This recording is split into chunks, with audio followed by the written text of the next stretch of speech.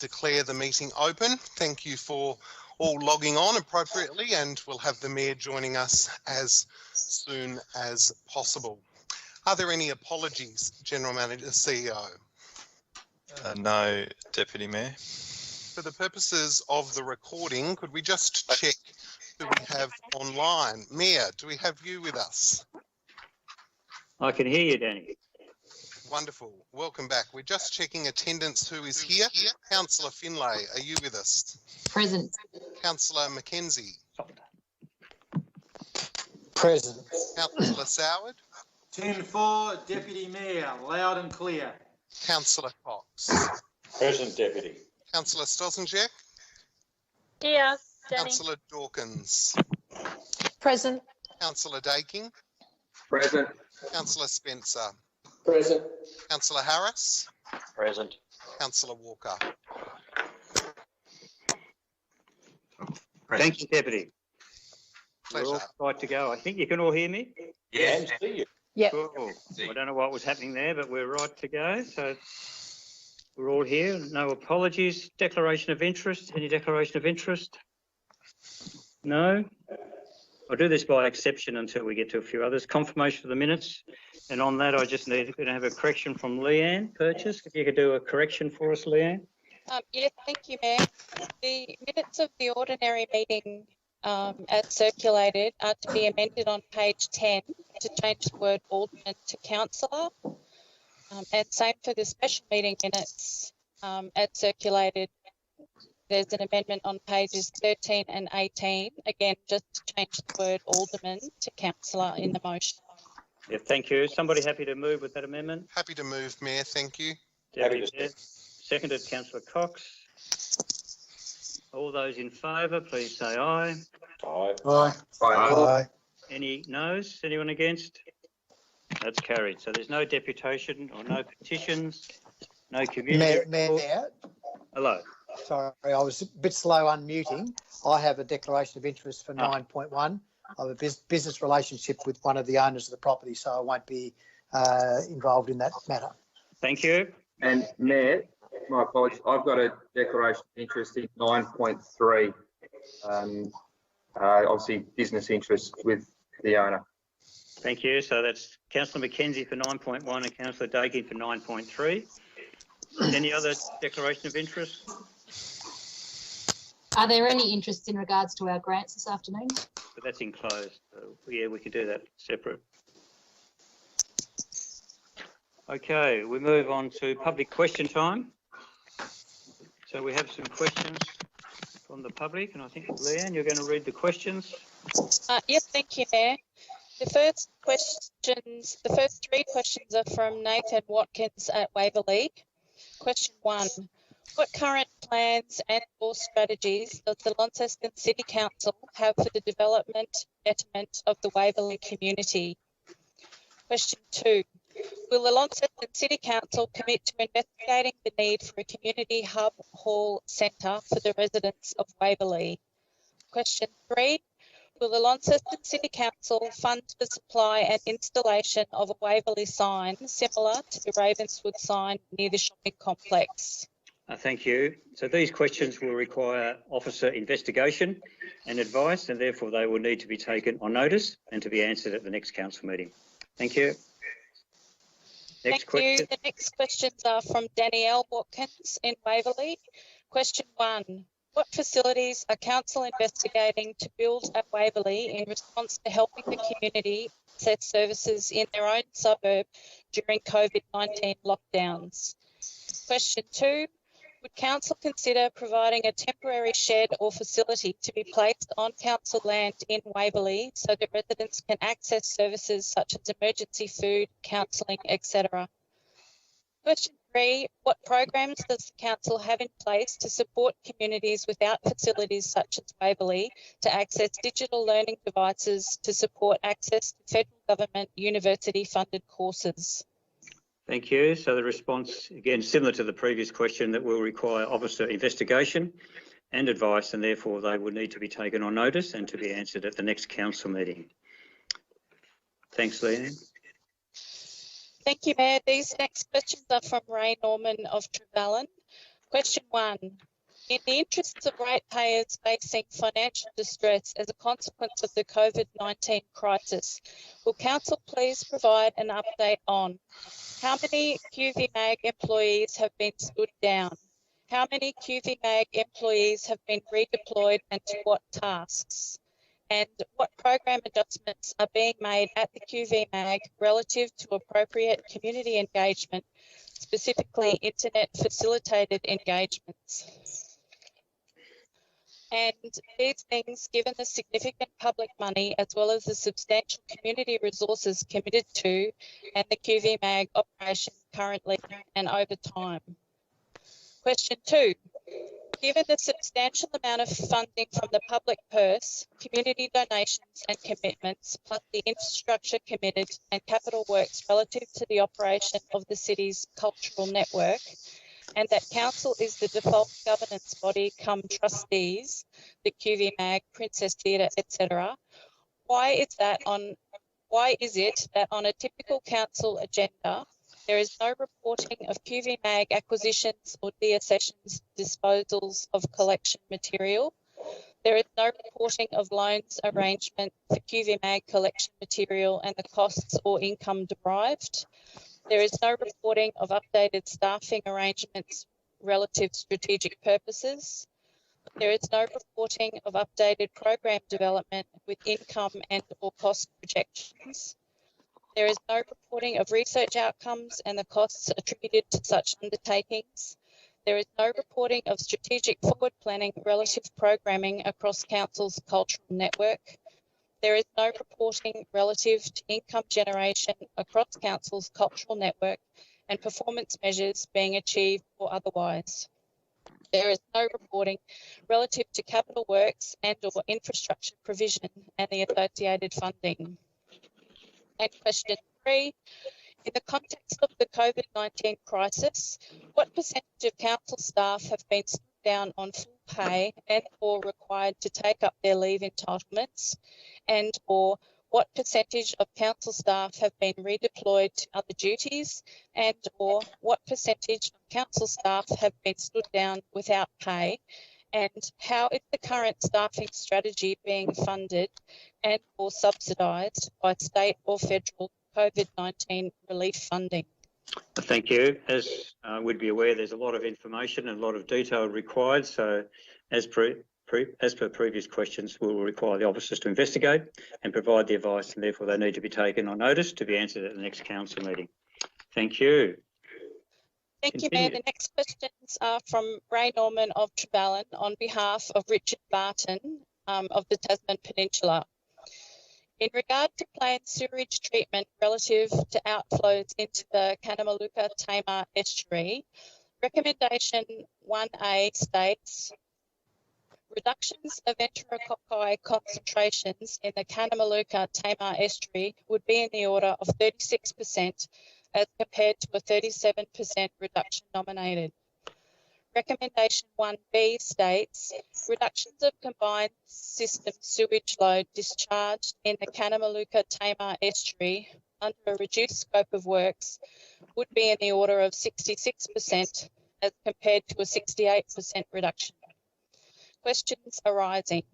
Why should we accept a lower reduction of enterococci and sewage? Question 2, the budget totalling 11.2 million will be needed during a forecast recession or depression of great intensity. Was that budget forecast developed in the knowledge of the likelihood of a severe depression? And if so, what is the likelihood that the works will go ahead as planned?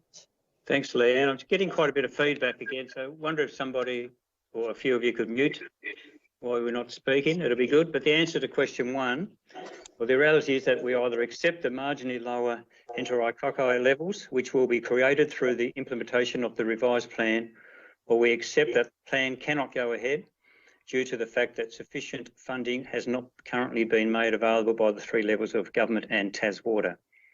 The compromise, which has been developed by the stakeholders, will ensure that the water quality in estuary will be significantly improved as a result of the planned works, and this is why we should accept a slightly lower or water quality improvement. And for 2, it's yes. The Council's long-term financial plan has been amended to accommodate the expected financial impacts of the COVID-19 pandemic, and it demonstrates that this necessary expenditure on the estuary can be accommodated. Back to you, Leanne. Thank you, Mayor. These questions are from Ray Norman of Trevallyn, submitted for Ron Baines of Kings Meadows. Number 1, I'm informed that this council has purchased virtual site plus an adjoining property. Is this true? If so, how much of your ratepayers' money has been spent on this acquisition? Question 2, our Brisbane Street Mall is littered with dangerous metal animals that are on ground level and need to be lifted to avoid accidents. With the current low level of foot traffic due to COVID-19 restrictions, remedial work could easily be carried out with little or no inconvenience. Safety is cheaper than litigation. Is this council prepared to carry out this work before someone is badly injured? Thank you. Thank you. The question 1, the response: the City of Launceston regularly holds discussions with major retailers, businesses and property owners who are interested in investing in our great city. The council is considering and discussing the proposed redevelopments of some of Launceston's most prominent CBD sites. However, we have no announcements to make at this current time. And question 2, any raising of the thylacines in the mall would create a fall issue which would require the installation of soft fall to comply with Australian standards. There was a risk assessment undertaken prior to the installation of the thylacines which indicated that the installation was acceptable. However, there have been a number of trips and falls, many due to inattention, which as a result has resulted in the council now reviewing the level of risk posed by the thylacines.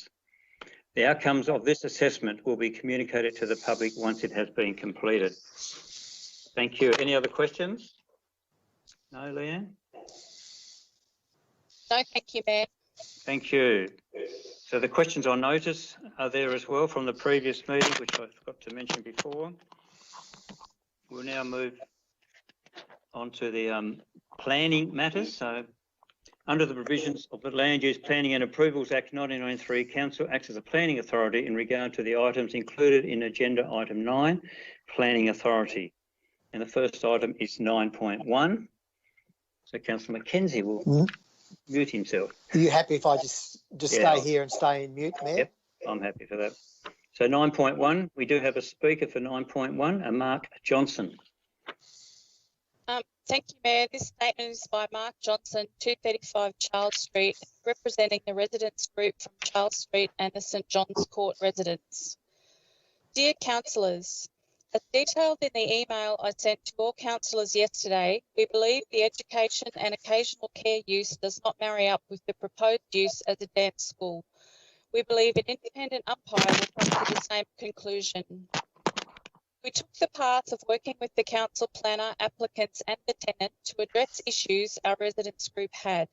We were successful with that process, and the draft permit sent to our group yesterday by Luke Rogers for our agreement reflected the joint position of the planner, applicants and our residents group. That final agreed position was turned upside down when we were notified that the Chief Planner, Richard Jamieson, had overturned one of the key points in the agreement, a change to the agreed hours of operation, essentially changing the agreed position for weekday hours of operation from 3 p.m. to 8 p.m. to 9 a.m. to 8 p.m. This is a game changer for our residents group. Where did we go wrong? We reached out and engaged with the applicants, met, phoned and emailed a number of times. We also spoke directly with the tenant and met and discussed the issues with the council planner, Luke Rogers, regularly.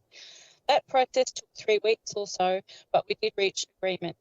To have that effort and agreement wiped away with the stroke of a pen is particularly frustrating. The decision to change the weekday hours of operation seems to have been made as a risk mitigation measure to protect the council against an appeal from the applicant.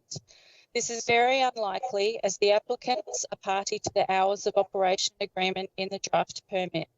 The reality is that if the Jamieson draft is effectively upheld and passed by council as is, it guarantees an appeal by the residents group on the use category. Thank you.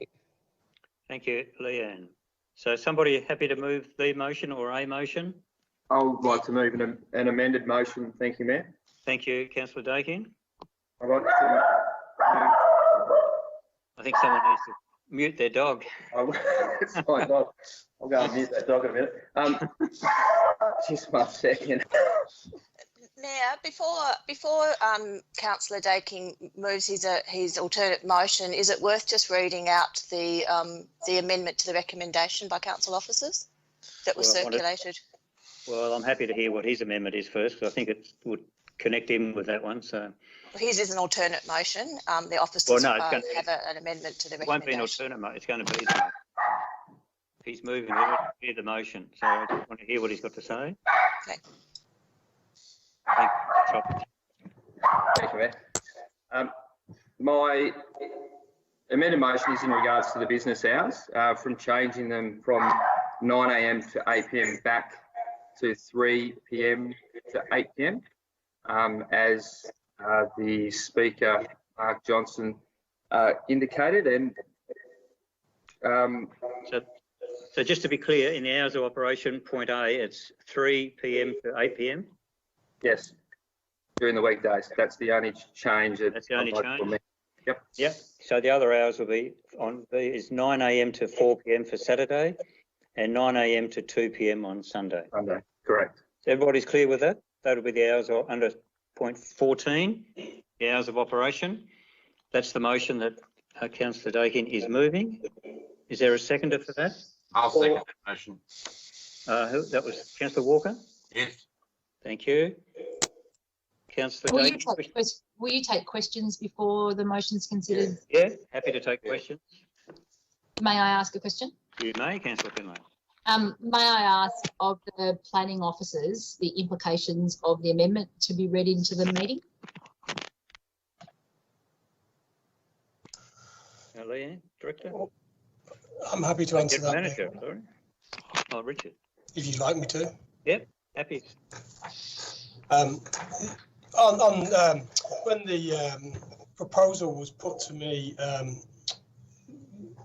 couple of days ago, it's not the council's practice to restrict unnecessarily businesses in business zones, and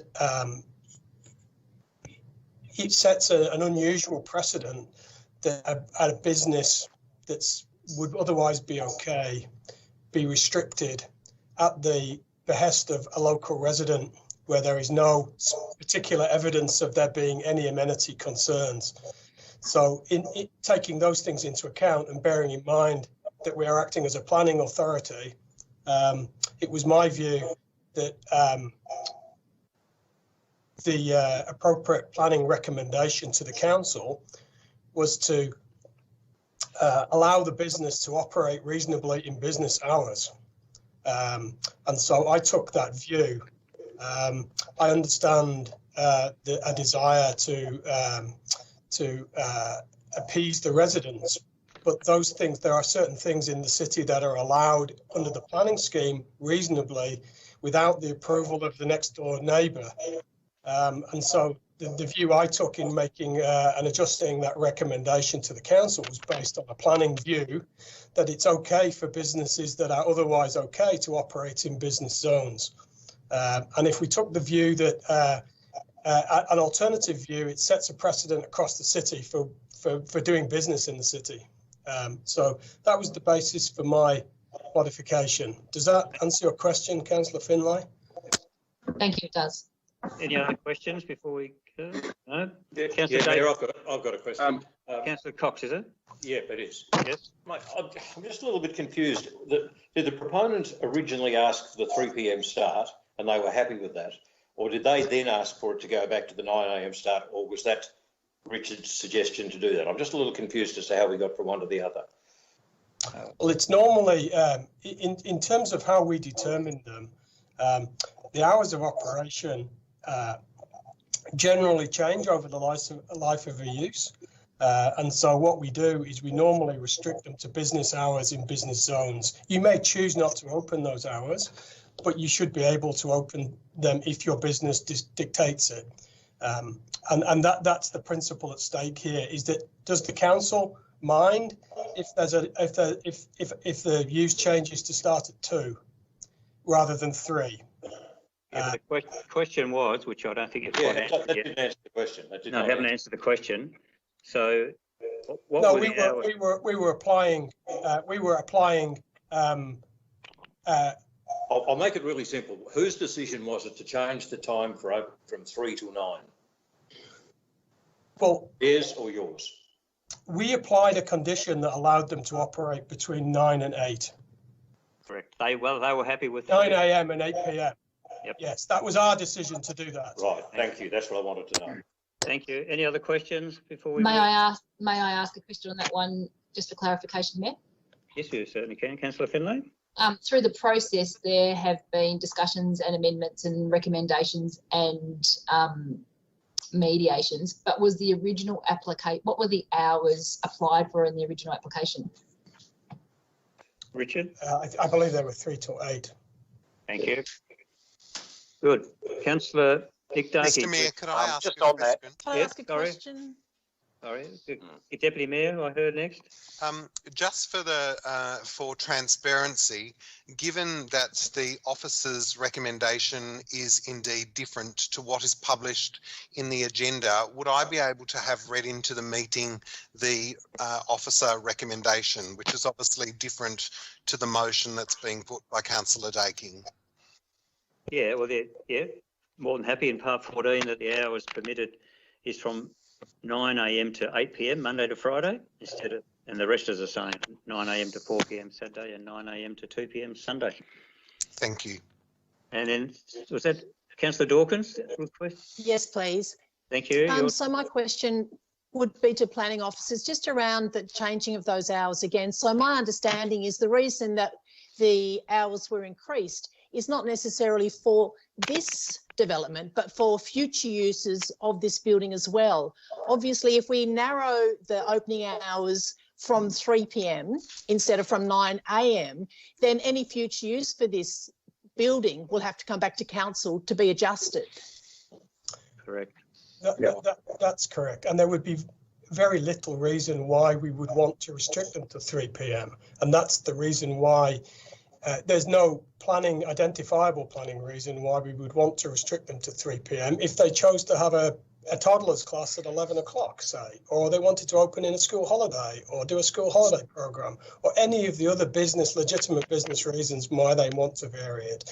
I suppose it's building in flexibility for businesses to operate in the city. If council choose not to do that, then that's an open decision for the council to make. I suppose we will make. Thank you. The recommendation from officers was different. Yeah, Councillor Dakin, you may now speak. Thank you, Mayor. And thanks for the answers to the questions, Richard. I've saved me asking some. We've been involved in the process. I've met with the applicants. I've met with a number of the families of the children that use the dance school, and I've met with the majority of the residents. And I'd like to, I suppose, first of all, commend them all for working together and for working with your staff, Richard, Luke in particular. The process was going really, really well, and I still think it can go really well. Not that I want to get involved in talking about the process too much. The residents obviously have concerns due to the history of this site. I won't go into detail of that, but obviously there was a disruptive, loud church. There was the potential for a disruptive, loud gym. There's obviously we're in an urban mixed use with cafes, restaurants, takeaway shops, supermarkets, etc. The main issue you've got is, yes, protecting their amenity, and they're aware of where they live in the urban mixed zone and obviously so close to the city. But protecting the possible future use, and to me it just seems quite strange that we've got an applicant, tenants, residents and some councillors that are all in agreement with wanting to have it trade, or the hours limited between the trade between 3 and 8 p.m. on a weekday, that we then as a council would change that. Normally it's the other way around. And the reasons they want to have it at 3 o'clock is that should there be that change of use, should there be a new business going here, should the hours change, that the residents then have the opportunity to have that other discussion with the applicant, with the tenants, and see if that can work together with them. At the moment, there are obviously all the unknowns, but I can say that all the discussions have been in good faith with everyone, and to change it to 9 o'clock, and I'm going to say it's last minute because it was. There was a draft proposal that went out it was yesterday, the day before, and it had all that was agreed upon. And then obviously today we're talking about changing the hours back to 9 a.m. That's why I'd like to obviously propose an amended motion, moving it back to 3. I don't believe we are doing anyone any harm by doing it. Yes, I understand that the applicants can come back and reapply and change that. That's their right to do so, and we're not preventing them from doing that. All we're saying at the moment in the current business with the dance school that they're going to be putting in there, they need to only trade between 3 and 8 during the weekdays. Well, let's let them trade between 3 and 8 during the weekdays. That's where I'm coming from. So I'd like to hear what the other councillors got to say around the table. Thank you. Councillor Walker. Thank you, Mayor. And I, first of all, can understand the consistency that the planning officers wish to have in a planning zone, and that does make some sense. But in this case, and the reason that I seconded this amendment is that what we have here is an example of the applicant and the representatives coming together to find a negotiated solution, which was, to the benefit of everybody. And it did allay concerns that at some point this business or this building could be used for something if it was to be approved to be from 9 a.m. that would not be conducive to the local residents. So I would encourage, situations like this to continue where representatives and applicants can come together and come to a negotiated solution. And the last thing I would like to see is for that process to fall down at the last minute. I see no reason why the applicant, if they so desire, can't reapply for the extension of the hours, or if there was to be a new business there, that they likewise can do the same.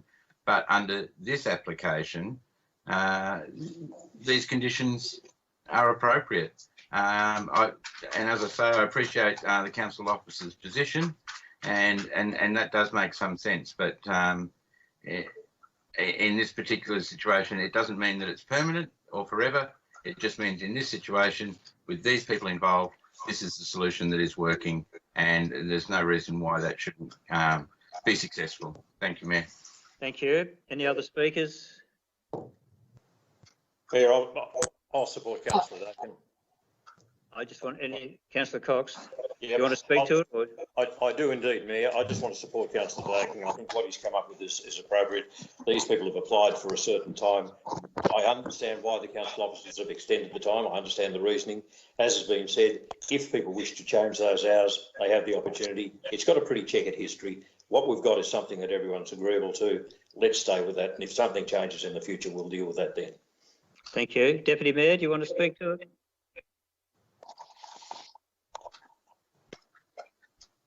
Deputy, no? Councillor Finlay? Sorry, Mayor. I was coming into it probably expecting to support the council staff's recommendation, as I understood with regard to the use that what could and couldn't be undertaken should the dance studio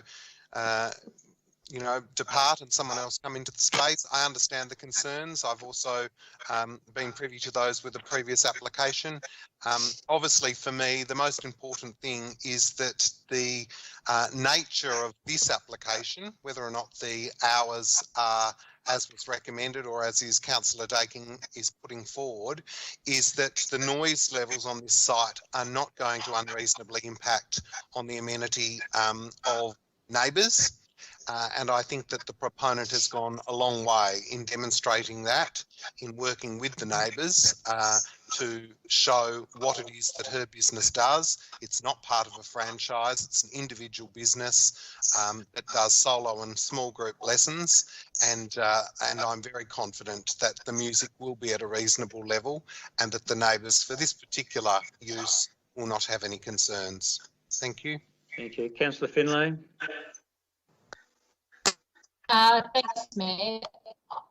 I think it's really important when we consider planning on items that we remember our responsibilities to assess the property and not necessarily the applicant that goes into the place. And as Councillor Dawkins implied,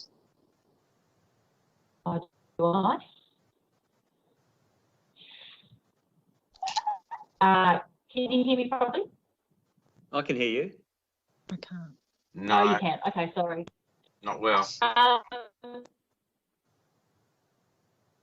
Not now, I can't. Okay, can you take other speakers? Yeah. You're frozen, Janie. Yeah, you're frozen now. Perhaps turn your video off. Okay. Yeah. Is that better? Yep, Yep. I can hear you. Perfect. Yes. I'll start from the beginning if that's okay. So I think it's really important that we remember when we're considering planning items that we are assessing the conditions of the application for the physical property.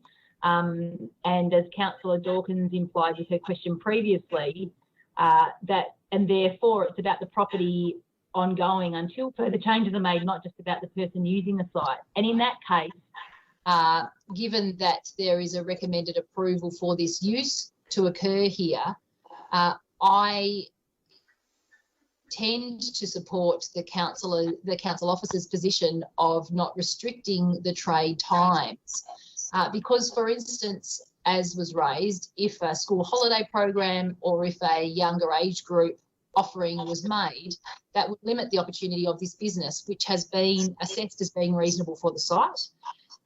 Condition 3 around noise mitigation clearly indicates that the use can't have an impact in the surrounding area. And the other concern of representors was also the on-street parking. And I think it's really important that that's not, that is assessed here reasonably in the conditions and meets the concerns of the representors. I want to acknowledge that representatives have been through a really tricky process and are significantly aggrieved by what has happened in previous applications, and so I understand the fear. However, I think it's been demonstrated by the applicant that they want to be a good neighbour, that in previous locations they have been a good neighbour. And so I'm going to listen to the other councillors and see where the numbers are looking to fall. But I think as a local government organisation and as a planning authority, it's not our job to limit appropriate activities on a site. And I think that starting at 9 a.m. on a Monday or Friday, or being allowed to if they want to, is reasonable, where the concerns of the local community in the past were seriously early operating hours, sort of 5 a.m, 6 a.m, 7 a.m, impacting the amenity of the area, and then having additional impacts like opening and closing doors, opening and closing car doors, and then really loud music, which is quite different here. So happy to hear the comments of other councillors. However, I'm inclined to support the officer recommendation at this stage. Yep, thank you. Councillor Sauer, do you wish to speak? Thank you, Mayor. It's an interesting one, this one, and I want to just pick up a couple of points where Councillor Finlay touched on. Like her, I guess I'm a little wary in terms of limiting, particularly, I think it was Councillor Finlay that highlighted, with an operation like this, there may be that desire to do something like a school children program during school hours, school holidays, etc. I must admit, Mr. Mayor, I'm really, really pleased that the resident group and the applicant have got to, I guess, a lot of good collaboration and agreement on things. I was very, very disappointed early on when there was in correspondence I received, very much in almost like a we love the idea as long as it's not anywhere near us, and that disappoints me because it's very, very clearly demonstrated to me in the application. You know, this isn't, you know, a thing where 1,000 people are going to be. It's not an Academy of the Arts. It's a young children's a dance school. And as other councillors have said, these people have been very good tenants. They've been very community-minded. They've provided an excellent service in what they've done.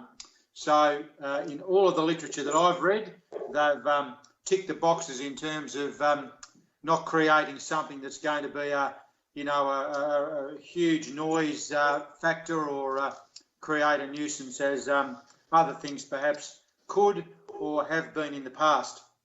I am a little torn on this. I think as Councillor Daking, and I commend him for bringing it forward, obviously this was the initial view that the applicants had with those hours during the week. But there's also that part of me that thinks, you know, I am a little torn about restricting something in such a way. So, again, we talk about not wanting to make work for people having to come back to council with something. So, to pick that point up again, if Councillor Finlay's mention of, you know, we could be in a situation where they want to run a school holiday program, then it's got to come back to council again, as touched on. So we talk about making life a little bit easier for people. So I am going to hear what other councillors have had to say. I am torn. Obviously, I'm very, very strongly in favour of the application, but a little torn on the hours of operation. I think both arguments have merit, so I'll hear what others have to say. Thank you, Mr Mayor. Thank you. Councillor Stosnicek, you wish to speak? Just to say that at the moment I'm in agreement with Councillor Finlay and Councillor Soward, but like them, I'll listen to see what else is said during the meeting. Thank you. Thank you. Councillor Dawkins? Yes, please. I guess the only thing I've got to really add to it is just because the hours are allowed under a possible development application permission, say 8 until 9 a.m. till 8 p.m. doesn't mean that you have to use them. So in order for that proprietor have flexibility in the future, or future proprietors to be able to use the building in a fuller way, I believe we should stick with the councillor's recommendations. Just the people who have put the application in can still operate from 3 p.m. No one's forcing them to operate earlier. They can still stick with their plan for the next year or two or whatever they want, to work from 3 p.m. till 8 p.m., keep their community group happy. I just don't understand if that's their agreed time, why they wouldn't do that anyway and allow us to do our job, which is to listen to the planning experts and put a plan in place which actually makes more sense from a planning perspective. Thank you. Councillor Spencer. Thanks, Mayor. The only one I'm upset about, the school holidays worries me if they can't go there in the morning. But one thing we've got to realise is the applicants and the neighbours, they've worked together and are happy to start at 3 o'clock. If we start changing times, the neighbours and all the residents probably will not be happy. They are happy with the 3 o'clock start, and the applicant was happy to do that. So I think we probably should leave it as it is at 3 o'clock. Thank you. Only thing I said is the school holidays worries me if they want to use it. Normal children don't get out of classes to 3 o'clock, so they wouldn't be there until then anyway. So, thank you. Thank you. Councillor Harris? A couple of questions, if I may. You may. Councillor Hurst wanted to say something of what a officer had. Did you want to read that out, Councillor Hurst? Officer Hurst. Councillor Hurst. We'll call him that. Thanks, Mayor. I actually don't have the words in front of me. I think Leanne Purchase was going to read them out, but I can bring them up quickly unless somebody else has them in You're front talking of about the hours. We've read those out before. I read them out previously. I thought there was something she thought was relevant to it, and I just didn't want us not to hear it. No, to read out those hours that the Deputy Mayor asked the question on, where it was from. It was an amendment to the recommendation to add condition 14 with those hours from 9 a.m. Okay. So if Councillor Dakey's motion succeeds, that the occupant can't commence work till 3 p.m. There's obviously time taken to set up and things like that. Is that allowed under such things, or is she not allowed to walk in the door till 3 p.m.? Who's going to answer that? Richard, is that you? We would normally take the view that the administrative duties behind the scenes wouldn't constitute opening, providing the doors were locked or closed. That would be our normal view, is that the proprietor doing administration inside the building, I don't think we would take a view that was operating, providing the doors were closed. Okay. And should the operator wish to have opening hours, say, from 9 a.m. on a school holiday program as such, from Monday to Friday, what is the administrative process that they would have to go through to actually get approval to do that? Richard? Well, we would have to, it really depended on the circumstances, in a sense where it would potentially be open for council to consider it as a minor issue that causes no detriment to anyone. Therefore, it can be a minor amendment. So you could come in and just pay your $300 and whatever it is dollars, and we would administratively amend the permit. If it was deemed that the additional hours were actually likely or potentially likely to cause a detriment to adjoining parties, then it may well be another discretionary application. Okay, so basically... It would depend on the circumstances. Yeah, so basically from what you said, she should be able to come and make that request if she needs to. And in fact, she could make it tomorrow and it could be applied for the rest of, not just... Well, there would be an appeal period, by the way. The minor amendments do throw up an appeal period for prior representals. So in either way, there's a 14-day appeal period and a fee involved. So whilst the decision might be quite simple if council officers determine it to be minor or not likely to cause a detriment, but there is an appeal period and there is a 14-day period. So yeah, it would take possibly 3 weeks to a month in order to process, including the 14-day appeal period. Thank you. Councillor Harris, do you wish to speak to him? Look, I think I'm a bit like some of the other councillors who have been obviously applauding the collaborative approach that the residents and also the business proprietor have gone through to come up with their outcome. But I do think that, opening it up from 9 a.m. is administrative. That doesn't mean you have to open have to open the doors then. It just gives them greater flexibility in that space. The local residents, I'm sure, are worried about a gym operating from it, but as it's being classed as an educational institution, then I think a 9 a.m. start is appropriate for that. So I would side, I think, with some of those who have said, I think we'll stay with the 9 to 8 p.m. hours rather than the 3 to 8 p.m. But I do encourage the residents to perhaps wait and see before they feel they need to do anything about this as far as appealing it, because as everyone has said, just because you can open from 9 doesn't mean you will. If you're opening from 3 p.m, because that's when the business is there, that's when you'll open. Thank you. So, Councillor Dakey, you wish to close? Sorry, could I ask a question, Mr. Mayor, before he can. closes? Yes, in the event, for example, that the dance school was to host a workshop, or it was indeed to host examinations, many of those students undertake exams. If they were required to do that for just a couple of days, would that still necessitate the need for an amendment and the associated fee? And would the fee be a one-off for the couple of days that were required, or would it be something that would transfer from 1 year to the next? And that's if they do it outside those hours you're talking. Correct. They would not be allowed to operate outside those hours under normal circumstances. If you change the hours, it would be unusual again for us to change the hours to allow a limited change. If we change the hours, we would, under normal circumstances, change the hours permanently.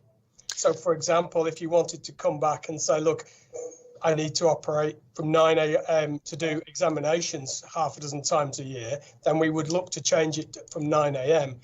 Unless there was some particular reason why it wasn't appropriate for them to start at 9 a.m.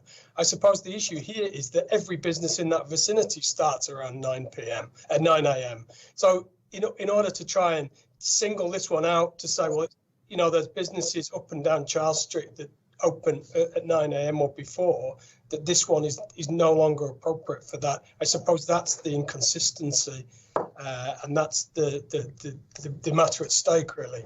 And my subsequent question, I guess, is to kind of, it seems to me that whilst the standard use will be confined to a starting time of 3 p.m, it seems ridiculous that a ballet school that might have 3 or 4 or 5 days of examinations per year that would start before 3 p.m.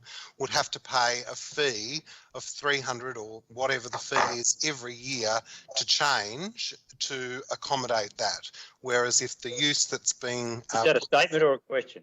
So that's the case, isn't it? That they would need to pay no, every one-off fee. We would hope it would be a one-off fee, Councillor Gibson. Yep. Right. Thank you. You would pay and then you would change, and that would allow what you want going forward. Yep. Right. Thank you. Thank you. Councillor Dakin, you wish to close? I do, thank you, Matt.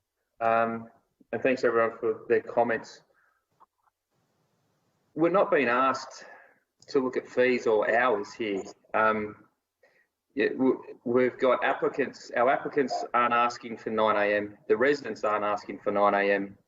The tenant isn't asking for 9 a.m. But we seem to be leaning towards giving them 9 a.m. I know a number of councillors have discussed the potential of school holiday programs. Well, if you speak to the dance school operator, they've never had a school holiday program. So I understand that, yes, I can understand, Rich, where the council officers are coming from, but again, we're not being asked to be pushed on the boundaries here, performance criteria or development applications. This is before council, this is before us, but today we're only being asked to do what they've asked us to do, which is to operate from 3 p.m. I know we're having a lot of hypothetical discussions or statements about what could happen and other businesses in Charles Street that operate at 9 a.m. or there's businesses in Charles Street that operate at 5 a.m, at 4 a.m.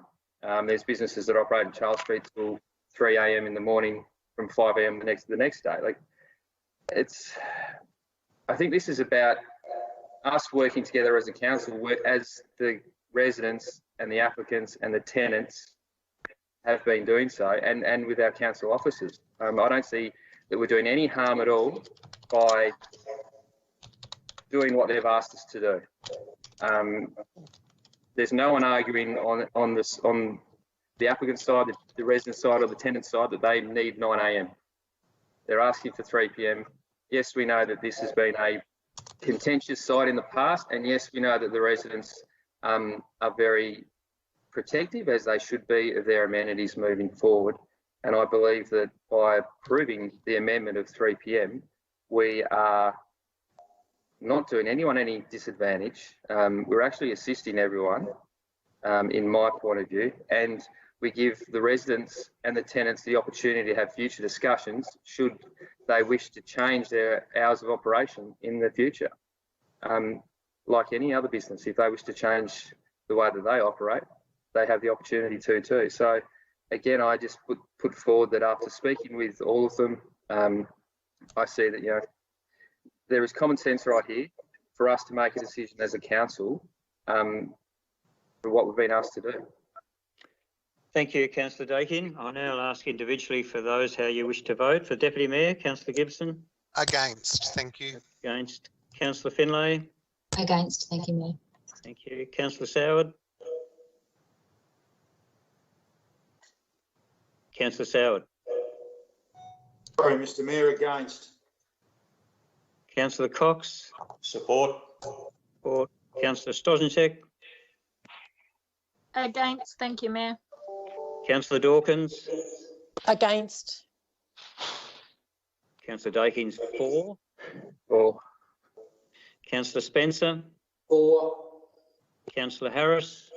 Against. Councillor Walker. For.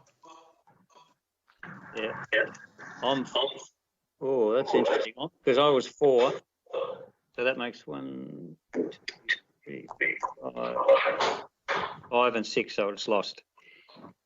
I've got that right, haven't I? Counter right? You have. Correct. So somebody happy to move the original motion? I'm happy to move. I'll second it. Thank you. That's fine. Moved by Councillor Finlay and seconded by Deputy Mayor. Do we need to say? Do you want to speak to it, Councillor Finlay? I will just speak to it. Mayor, I think all of the points that Councillor Daking raised were valid, that we had a consultative process with the community that brought together an applicant, a tenant and representatives from the community, and that's to be commended. And I think that process is positive. However, if the intention of the applicant, of the tenant, is to operate from 3 p.m, that's what's going to happen. And so there is no extended impact on the amenity of the neighbours by providing reasonable business hours in an approval for a property. It is reasonable in this zone for the business hours not to be limited. And just because we're providing an approval for a 9 a.m. start doesn't mean that the operations of the business will change. I know that that can seem curious and in fact overcomplicated to the community that would make such a decision, but it is a sound planning decision. I believe that the tenants will be great neighbours. I believe that the business will be successful in this neighbourhood. And I believe it is the appropriate planning decision to make to have the 9 a.m. start in a business zone. Thank you. Deputy Mayor. Oh, I just echo those words, Mayor, and to say that the restriction in terms of hours of use was not appropriate, and it's for that reason that I'm supporting the officer's recommendation. Thank you. Anyone else wish to speak? Thanks, Mr. Mayor. Councillor Soward. Thanks, Mayor. Look, all I wanted to add was just to say appreciative of what Councillor Daking was doing, but I guess I think I touched on this in my earlier remarks. At local government level, we often do get criticised by people who say we put red tape in places where there doesn't need to be red tape. And whilst right at the moment there might not be any talk of the people doing anything before 3 o'clock, at the end of the day, I think the Deputy Mayor highlighted dance exams, other things. It's nice that they can have that flexibility to be able to do that, even though by and large, they're probably only looking at 3 o'clock onwards. So I'm happier with that than them having to come back to council and make a special application or go through some other drama, some other hoop that they don't need to do. So very happy to support this. Thank you. Thank you.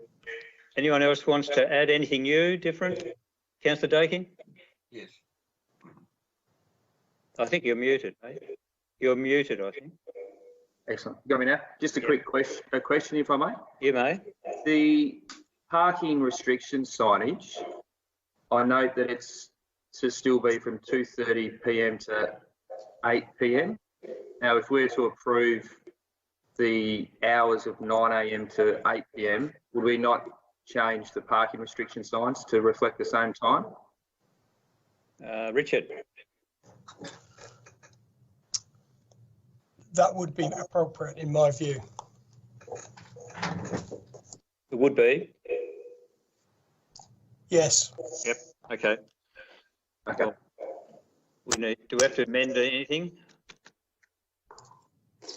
If the meeting's open to it, I'd be happy with the Deputy Mayor's support to include the amendment Monday to Friday.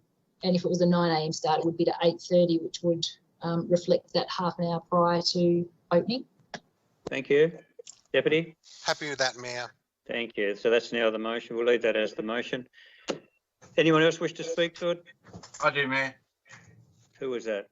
Councillor Walker. Oh, Councillor Walker, thank you. Yes.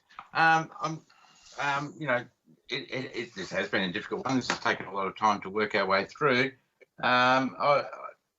I don't see how this is any different to other businesses. Let's say there might be a pub in that region. That pub can't necessarily operate from 9 a.m. There's different businesses that have different conditions attached to them.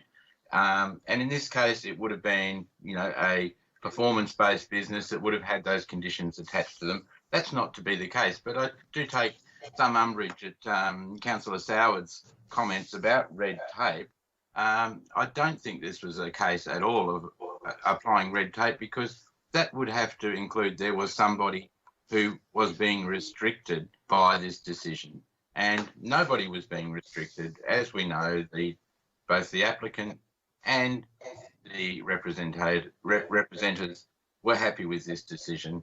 So, just to clarify, this is not an exception. This is not something that we don't do in other areas in our town. There are medical centres that stay open late at night.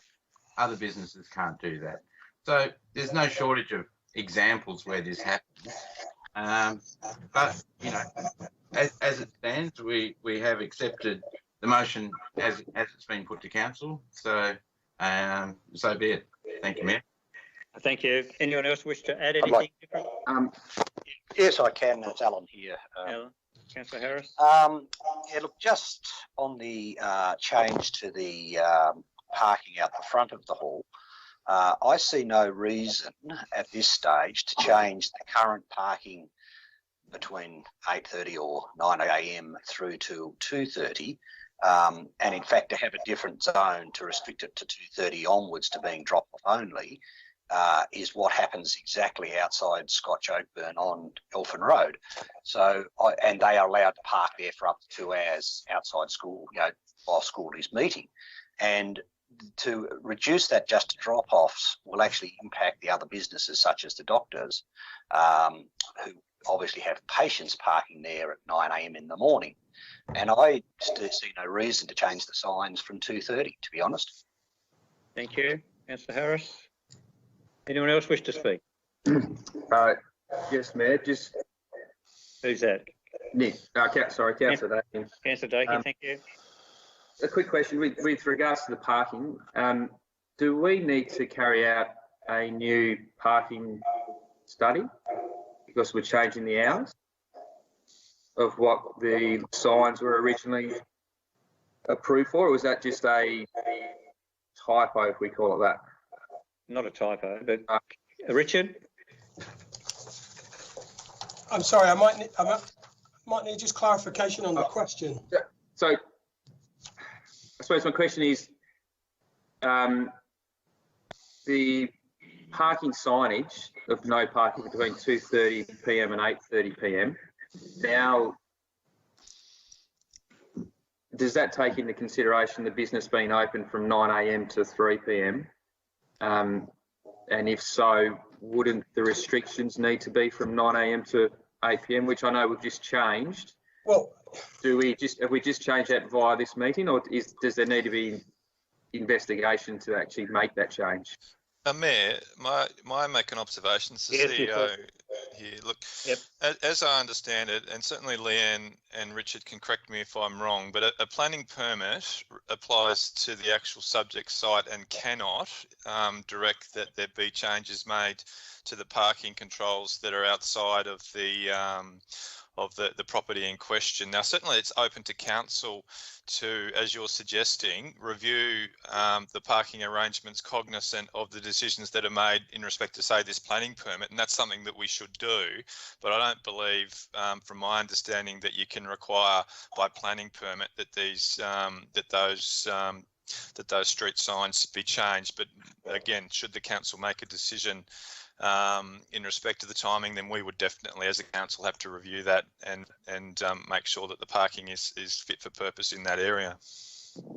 Thank you. So you're saying, Michael, that we shouldn't really change the hours for the parking? Well, I don't know that you legally can, but that's a question for Richard, I think. So Richard. Well, Richard said we could before, or should. Well,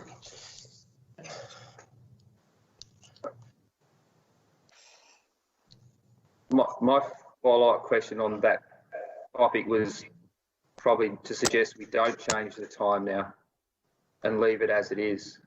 Yep. Mayor, can Mayor, can I make a comment? Yes, I Councillor. believe what the CEO said is 100% correct. Absolutely certain that he's correct. Can I suggest that we were given something that was so straightforward, and we've done a marvellous job of making a fair botch of it. We've changed everything. We're trying to change a bit more. We want these people to open their business. We want them to run the business. Okay, we now have it down to a 9 a.m. start. Why can we not accept that? Go from there. If they decide to have a 9 a.m. start and they require additional parking, let's deal with that into the future. But at the moment, we're digging a deeper and deeper hole. And again, I go back to what the CEO said. I am 100% certain that he's correct. Thank you. Councillor Finlay, after hearing that, do you want to change the motion? Or can we do that? Happy for the recommendation as submitted by the officers to be the motion before us. Thank you. And Deputy? Yeah, also happy. Thank you. Good. So we're back to the original motion with the parking as in the motion, and the hours to be the 9 to 8 a.m. on the Monday to Friday. 9 p.m. 8 p.m. 8 p.m. on Monday to Friday. 9 a.m. to 8 p.m. Yeah. All right. Any other questions, comments? I think we'll move on. Can I, Councillor Dakin? No, sorry, Councillor Finlay, have you closed yet? I don't think so. There are no further comments. No Happy further to close. Thank you. One more comment, and I know we're all aware, but we potentially will be holding up this business being opened, regardless of obviously the COVID-19 situation we're all in, because I'm aware that the residents, obviously they've got the right to, they will be appealing this and they will be holding it all up. So just all based on those hours. So just letting you know that. Thank you. Councillor Finlay, wish to close. I understand the grievances in the community, and I've spoke at length this time and in previous occasions with a representative of the representors. And I understand that their concerns are real and that their grief from previous experiences is real, and that the suggestion of submitting an appeal to this decision is something that's been said. I think as a planning authority, we have to make the decisions that are reasonable planning decisions without threat of appeal or other action. I would call on the representors to support the decision taken, subject to this being successful today, and to see the operation commence and to experience how that sits within the community, because I strongly believe that the tenants will be great neighbours. I strongly believe that their business model is to operate from 3 p.m. for the majority of the time, and therefore there should not be an impact in the community beyond the current comfort with the business operations. However, given that we're dealing with the property and that the property is in a zone where it would be reasonable for a business to operate, that it would be reasonable to give the approval for this to be from 9 a.m, even though, and as Councillor Walker and others have said, there are businesses that start at different times. However, if you go to their approvals, it's likely that their approvals are for business operating hours and they choose to operate at times within that appropriately. Ending hours are often to do with licensing or other things, but opening hours in a business zone is likely to be approved from 9 a.m. like this. So I hear that there's the potential of delay because of appeal, and it would be easier to make a decision that had the amended hours. However, I strongly believe that the appropriate planning decision here is to have the 9 a.m. start, knowing that the business is not intending to start earlier than 3 p.m. And so I would ask for the support of the representors to allow the business to open, to allow the business to operate with the support of this decision by council. And if at some point there are concerns, to have those addressed. However, I believe given the way everyone has worked together so positively, that won't issue. Thank you, Councillor Finlay. I'll now put it to the vote. Councillor Deputy Mayor Gibson. Support. Councillor Finlay, support. Support. Councillor Soward. Support. Thank you, Mr Mayor. Councillor Cox. Support. Councillor Stojanczyk. Support, thank you. Councillor Dawkins. Support. Councillor Dakin. Against. Councillor Spencer. Against. Councillor Harris. Support. Councillor Walker. Against. And I'm for. So we have 3 against, if I got that right, Councillor Dakin, Spencer and Walker. The rest are for, with Councillor Mackenzie obviously declaring an interest, so not in the room. So that is carried. Thank you. We now move on to 9.2, and we do have a statement from Maria Maloney for 9.2. Thank you, Mayor.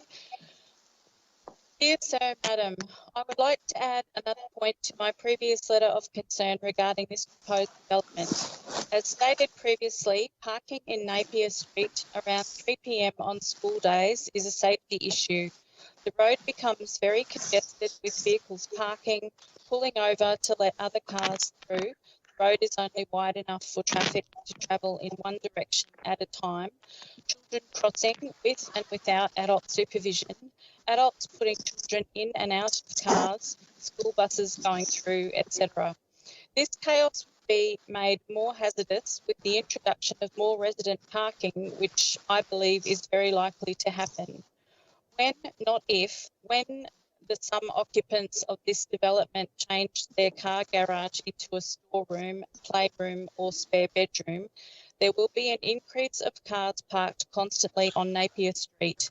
This is because there is no option of parking in their own yards because they are so small and there are only 6 spaces reserved for visitors. Converting the garages into living spaces would also mean that the development no longer complies with council regulations, and this will happen. If this development was to go through as currently proposed, I believe that the council would have to completely overhaul the school access roads to make the area safe for the students.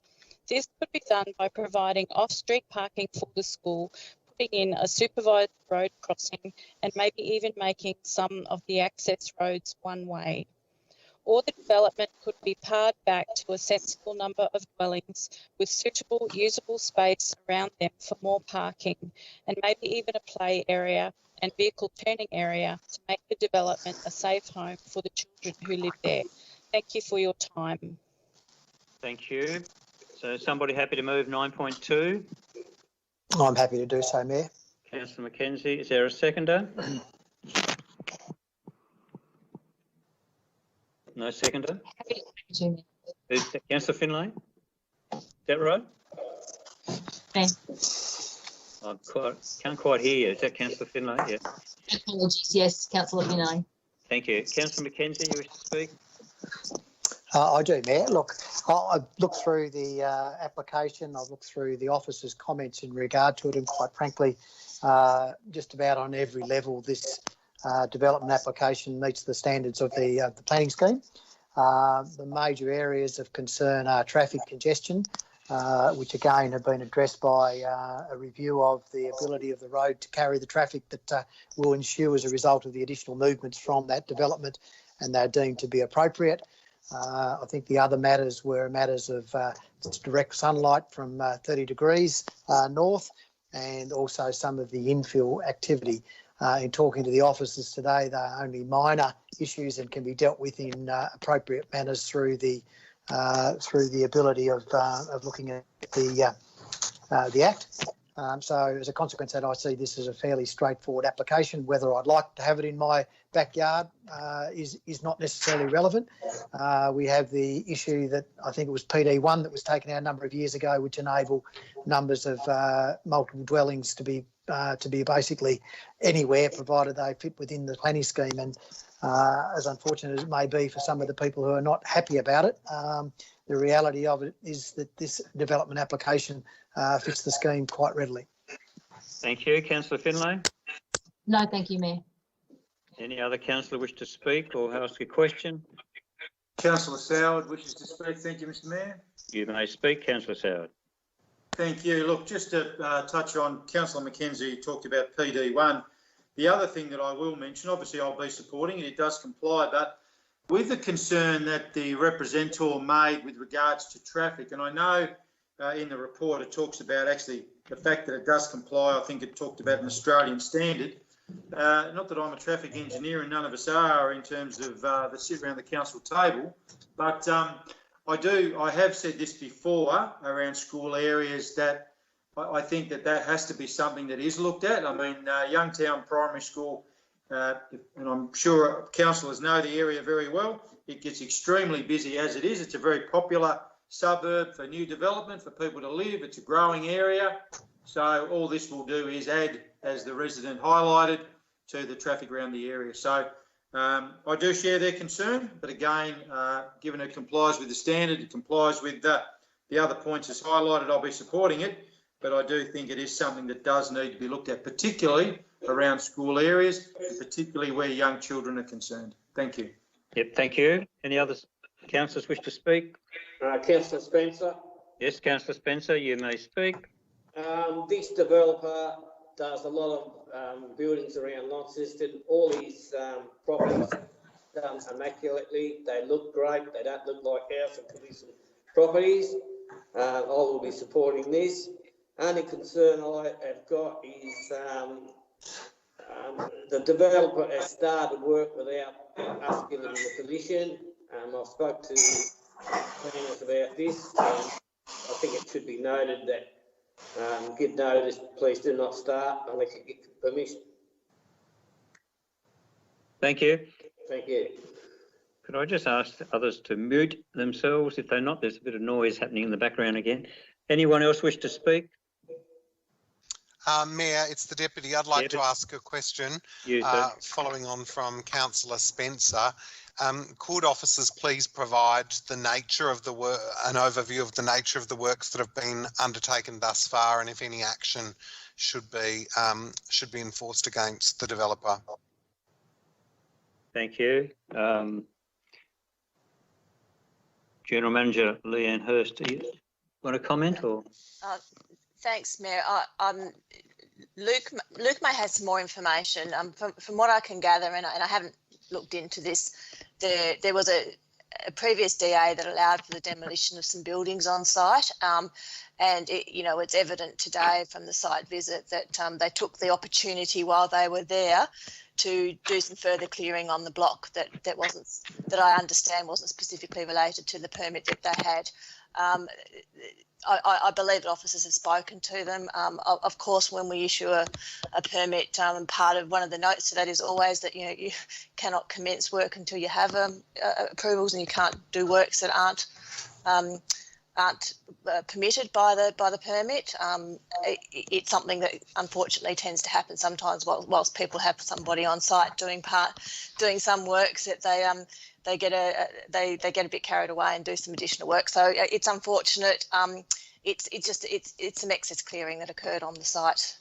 It's one that we would caution on normally, but not necessarily take enforcement action. Thank you so much. Any other speakers?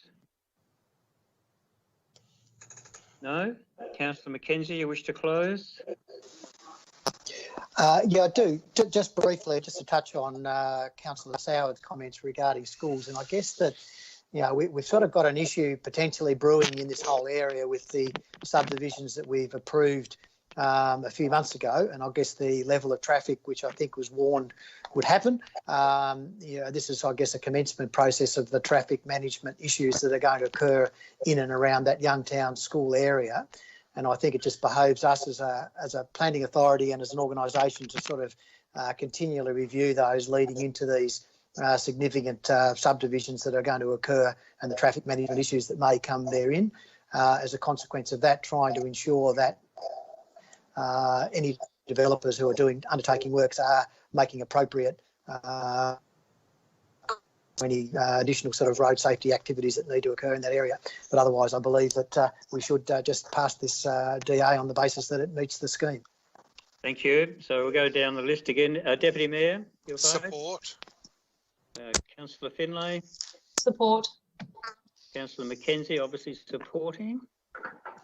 Councillor Soward? Support, thank you. Councillor Cox? Support. Councillor Stojanczyk, Yes. Thank you. Councillor Dawkins, Support. Councillor Dakin, Support. Councillor Spencer, Support. Councillor Harris, Support. Councillor Walker, Support. and I'll support it. So that's unanimous. Court supported, so that is carried. Thank you. We move on to 9.3. No speakers for 9.3 or statements to be read. So the amendment to Birch Avenue. Someone happy to move? Happy to do so, Mayor. Councillor McKenzie. Sorry, who was that? Yeah, Paul. Councillor Spencer seconded. Councillor McKenzie, wish to speak to it? Again, this has been through, I guess, our process previously where we put it out for public examination. It's been through public examination. We've had a representor that's come back with a couple of representations, which the council officers have taken on board and made appropriate recommendations to change to take into account the issues raised therein. As a consequence of that, I believe it's now appropriate to pass it and send it to the Planning Authority for approval or further review. Thank you. Councillor Spencer. Thanks, Mayor. Any other councillor wish to speak to it or ask a question? I take silence as a no. So, Councillor McKenzie, wish to close? No, Mayor. Thank you. So we'll now go through for voting. Well, Councillor McKenzie is for. Deputy Mayor? Support. Councillor Finlay? Support. Councillor Soward? Support, thank you. Councillor Cox? Support. Councillor Stojanczyk? Support. Thank you. Councillor Dawkins? Support. Now, Councillor Dakin is out of the room. Councillor Spencer? Support. Councillor Harris? Support. And Councillor Walker? Support. And I'll support it. So that's 11 out of us. One is Councillor Walker. Councillor, who was it? Dakin is out of the room. Yeah. Got an interest. So that is carried. Thank you. So now move on to 9.4. We do have a number of statements to be read from 9.4. First of all, Meg Simpson.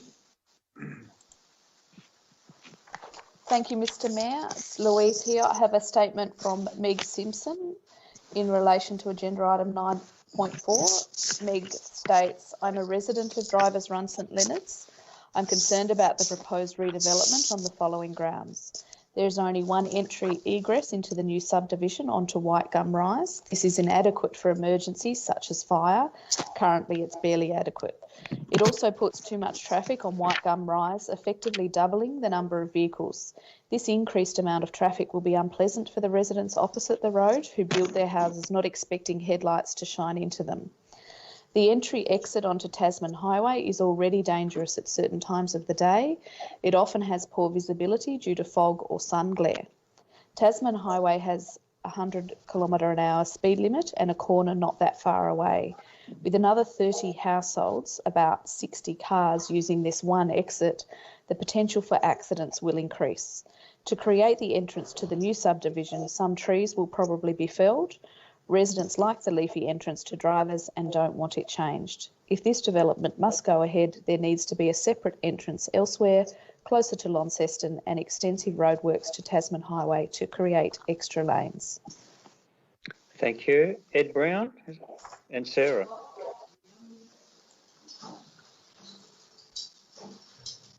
Thank you, Mayor. Thank you for the opportunity to provide this statement in reference to the planning application DA 04722019 Amendment 58. Our property 40580 Tasman Highway, St Leonard's, is adjacent to the subject site. We are a small-scale 6.29 hectare cropping farm that produces ryegrass and clover hay. We are among a handful of farmers in the Launceston region who provides high-quality small bales, horses and other livestock holders. As discussed in more detail in our representation provided to Council, we wish to object to the rezoning and 30-lot subdivision in its current submission. We were not contacted to provide information about our property usage by any of the consultants that prepared reports as part of the submission. We believe that the perception and assumptions made in the submission that surrounding properties are already rural residential in character does not accurately describe or identify the potential for land use conflicts based on the expectations of people purchasing a rural residential lifestyle property. Due to the close proximity of our property and given that we are involved in agricultural activities, for example, spray drift from chemicals, noise from equipment, livestock, vermin control, odours and dust, it is highly likely there will be a level of conflict and therefore this development cannot practically avoid potential for land use conflicts as described in section 31(1)(e) of the Planning Act 1993. The submission has not provided any mitigation measures to reduce conflict relating to proposed properties that share our boundary. We request that the recommendations outlined in the submission by AK Consulting be installed by the developer on all shared boundary properties and include a 50-metre vegetative buffer zone setback and building exclusion zone. We would request further investigation and data to be provided that can indicate if the catchment area can reasonably furnish ongoing water supply and indicate impacts on water supply for agriculture due to the amount of water that will be diverted to potable water storage for 30 households. The current submission indicates that stormwater runoff will be diverted to existing discharge points, the creek and farm dams. It does not provide information or any solutions relating to water treatment measures to trap and control pollution from runoff before discharging outside of the subdivision site.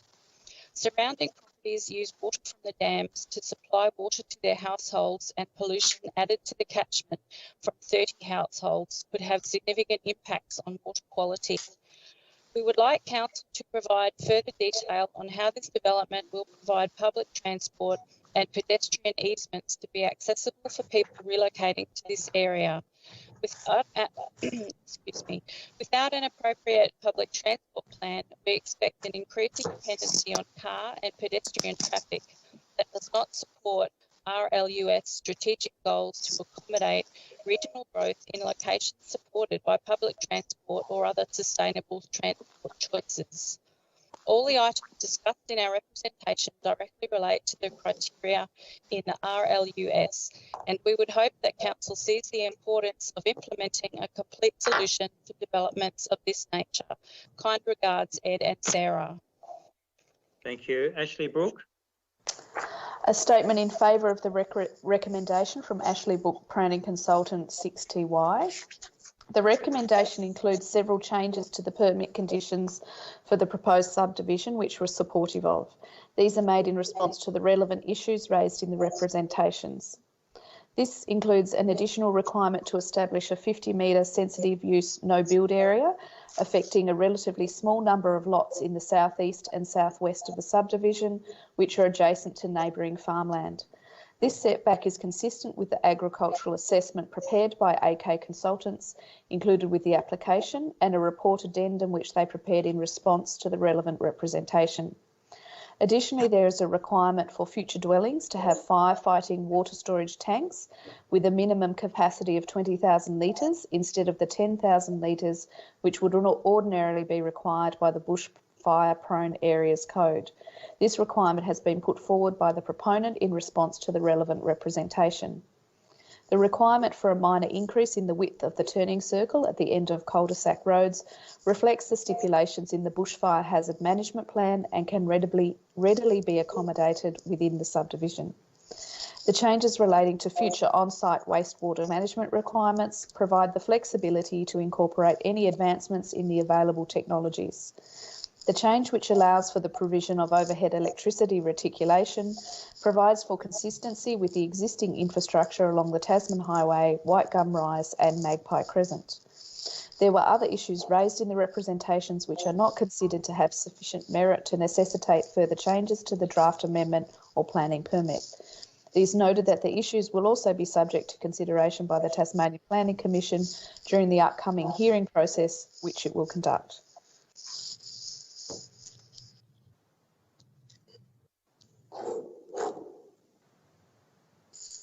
Daniel Waring. Sorry, I unmuted myself. Thank you, Mayor. As detailed in my initial submission on 1 March 2020, I do not support the proposal for the following reasons. Number 1, the lots do not comply with the development standards. Number 2, the lots do not connect to a reticulated water supply despite being capable of being connected. Performance criteria is not available or capable of being connected. Other available lots in the report have a reticulated water supply and will therefore be more attractive. Number 3, the lots increase the traffic on White Gum Rise Tasman Highway by more than 10% or 10 vehicle movements per day. A 50% increase in lots must increase the traffic by 50%, no matter how this is calculated. As an owner on this intersection, I will be significantly affected by the increase in traffic. Number 4, the lots increase the traffic on White Gum Rise by more than 20% or 40 vehicle movements per day. Number 5, lots are not comparable to Drivers Run due to smaller lot sizes, lack of reticulated water and landslip hazards. Number 6, claims such as low availability of rural residential stock does not equate to an increase in demand. Any conversation with a real estate agent to this effect is subjective.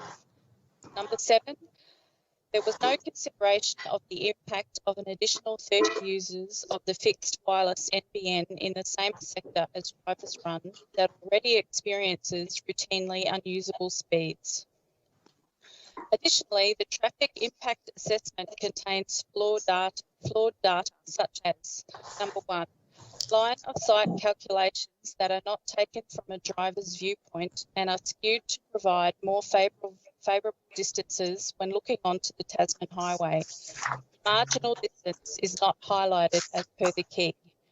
Number 2, it does not include traffic from the 3 lots that are accessed from Magpie Crescent that will still utilise White Gum Rise.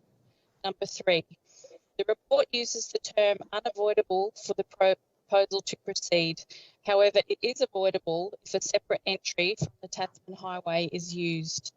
Number 4, the sampling was taken over 2 one-hour periods and is not representative of actual traffic pedestrians. It was not factored in that Drivers Run has lots that are still unoccupied. Daniel Waring, St Leonard's. Thank you. Chris Davis. A representation from Chris Davis. Point 1, landslip. Geoton's report outlines the parameters of the assessment. It doesn't include risk assessment of all forms of water storage. Geoton's report notes lots 6, 7, 8, 9, 10, 13, 14, 17, 18, 20, 21, 24, 25, 26 may not be able to store stormwater due to medium landslip areas.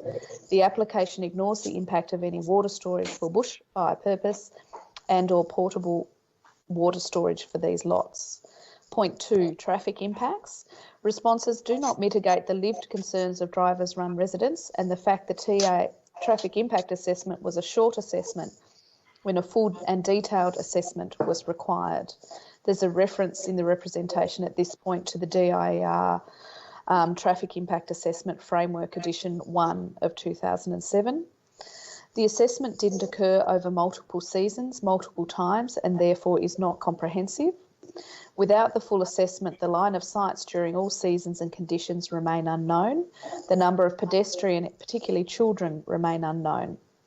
There was no acknowledgement, reassessment that the traffic impact assessment had just stated the environment impact rather than providing evidence. Logically, increase of vehicle movements by 65.25% per day would increase noise, vibration, hazardous loads, air pollution. Construction phase, this aspect is ignored. Turning onto White Gum Rise by construction vehicles will have significant impact on existing residents, as will potential blasting due to rock for infrastructure development. Point 3, lot sizes. The response ignores the fact that the lot sizes are not broadly compatible with Drivers Run. Instead, it notes the proposed lots are capable of accommodating a future dwelling area and associated bushfire hazard management area, on-site waste management systems, on-site stormwater management systems where relevant. The statement doesn't consider that Geotom's report doesn't consider water storage for bushfire fighting, potable water on a medium hazard landslip area. Point 4, reticulated water supply. The development application noted the driver's run reticulated system would not be utilised. Now there is an inference that it could be used should it be upgraded. Which is it? Point 5, power lines. More than a third of driver's run is underground. Several above ground sections have had to be replaced due to poles moving in rocky clay soil. Residents of driver's run believe that driver's run power should be underground. Thank you. That's all the statements we have to be read out. Thank you. So we're now somebody happy to move 9.4, or I move a motion of.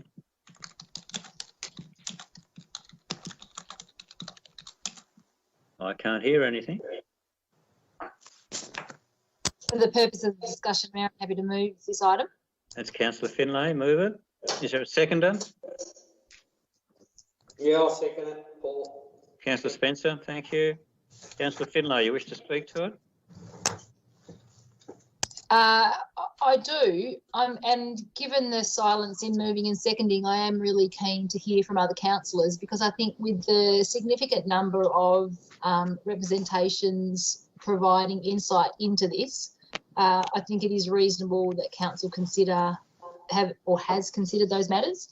The recommendation here will go forward, and the Commission will consider that. It appears as though reasonable consideration has been given for those matters expressed by the community, and with that, it should still be recommended for approval. I am open to hearing from other councillors given that silence, because I'm always interested that they may express concerns, and happy to summarise them on closing. Thank you. Councillor Spencer. Only point I would make is, yes, the power should be underground. I wouldn't like to see power lines going through that beautiful area. The traffic may be a problem, but honestly, we are running out of land in Launceston.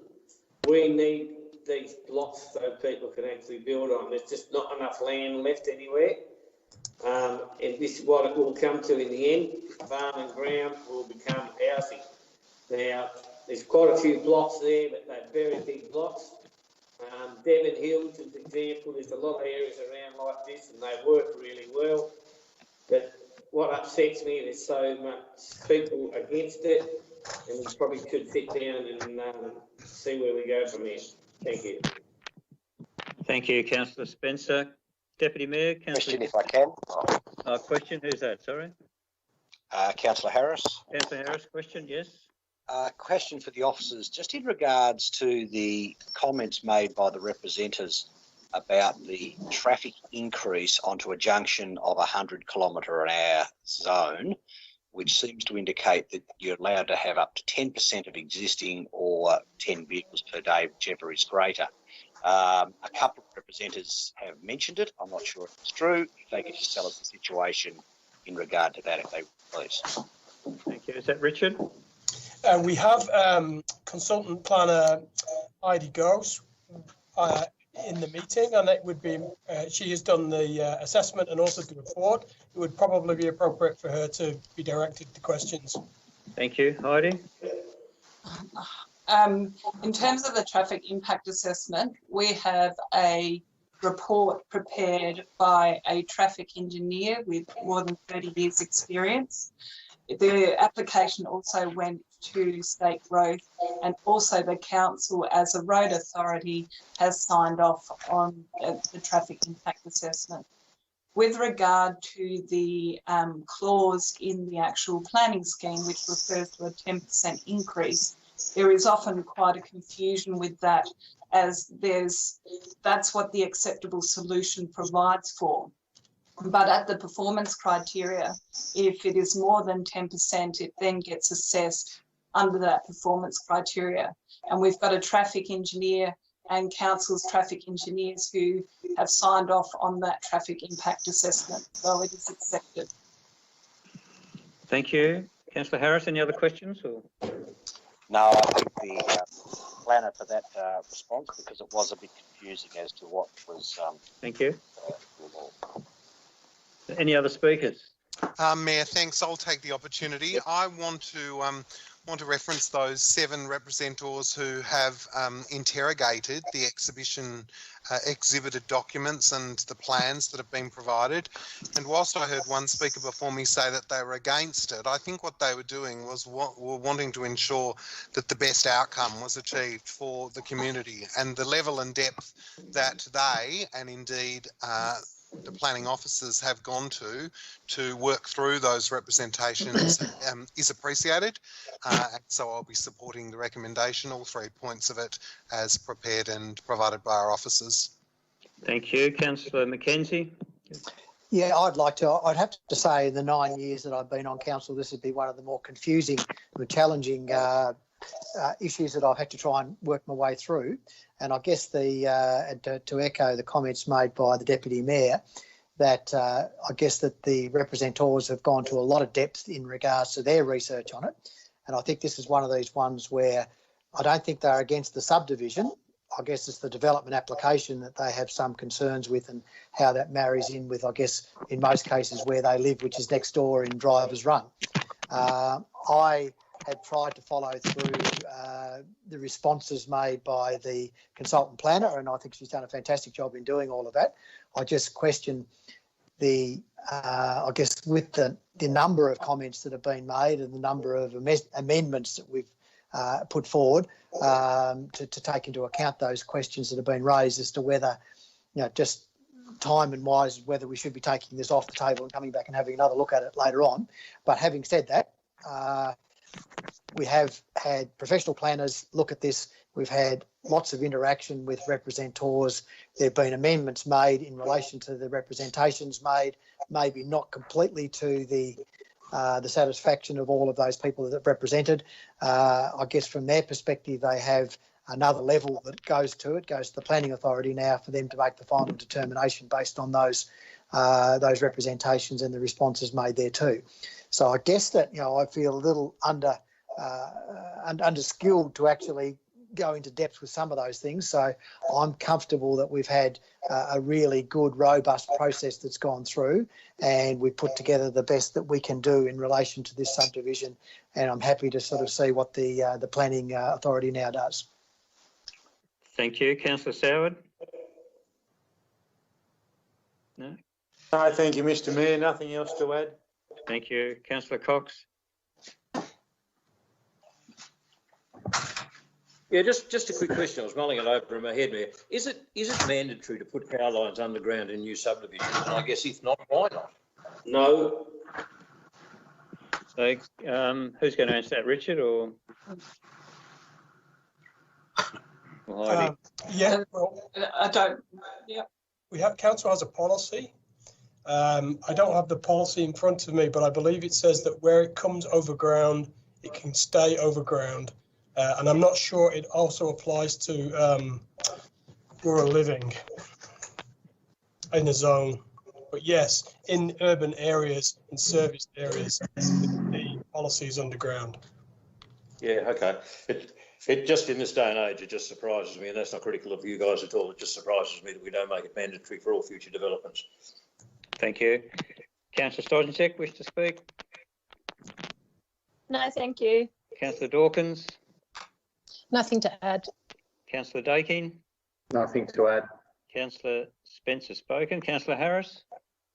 Another question, if I can, just about the storing of 20 megalitres of water for firefighting on each of the blocks, particularly those that are deemed medium landslip. Is there any comment on that we could have about whether that's viable or perhaps not recommended because it is medium landslip? Okay, Geoton have made an assessment. What the confusion has arisen is that under the Building Act, there's a reference to proclaimed landslip B, which usually refers to medium risk.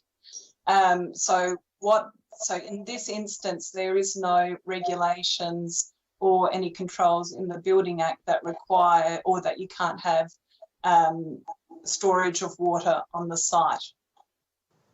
So Geoton have indicated that a development could proceed on that basis. And each report, when every dwelling gets assessed, it will further be scrutinised for landslip, and they'll have to prepare an individual report. Yeah, so they'll be able to sort of say, yes, you can put your water tank here, but not there. Yes. Yep. And just to confirm my understanding that the changes we've made to the buffer zone are obviously on the what I call the Launceston edge, where there's lots, I think 20 and 21 will now get a 50-metre buffer to give some protection to that property, but also along those that front onto Tasman Highway, lots 28, 29 and 30 will also have a buffer zone along the highway as well. That's correct, but when a dwelling is applied for, once the lots are created, essentially they will have the current acceptable solution of the planning scheme requires a 200 metres separation with the rural zone, and it will have to go through an assessment again.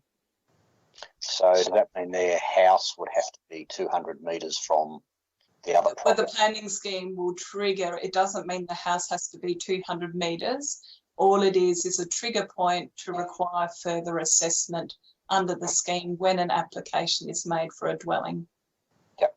Okay. Well, thank you. Look, I think I really just want to echo Councillor Cox's comments about the underground power, particularly as it does seem like some of the power up at Drivers Run is already underground. It's just unfortunate that this particular subdivision doesn't continue to have the power put underground. Thank you. So, Councillor Finlay, you wish to close?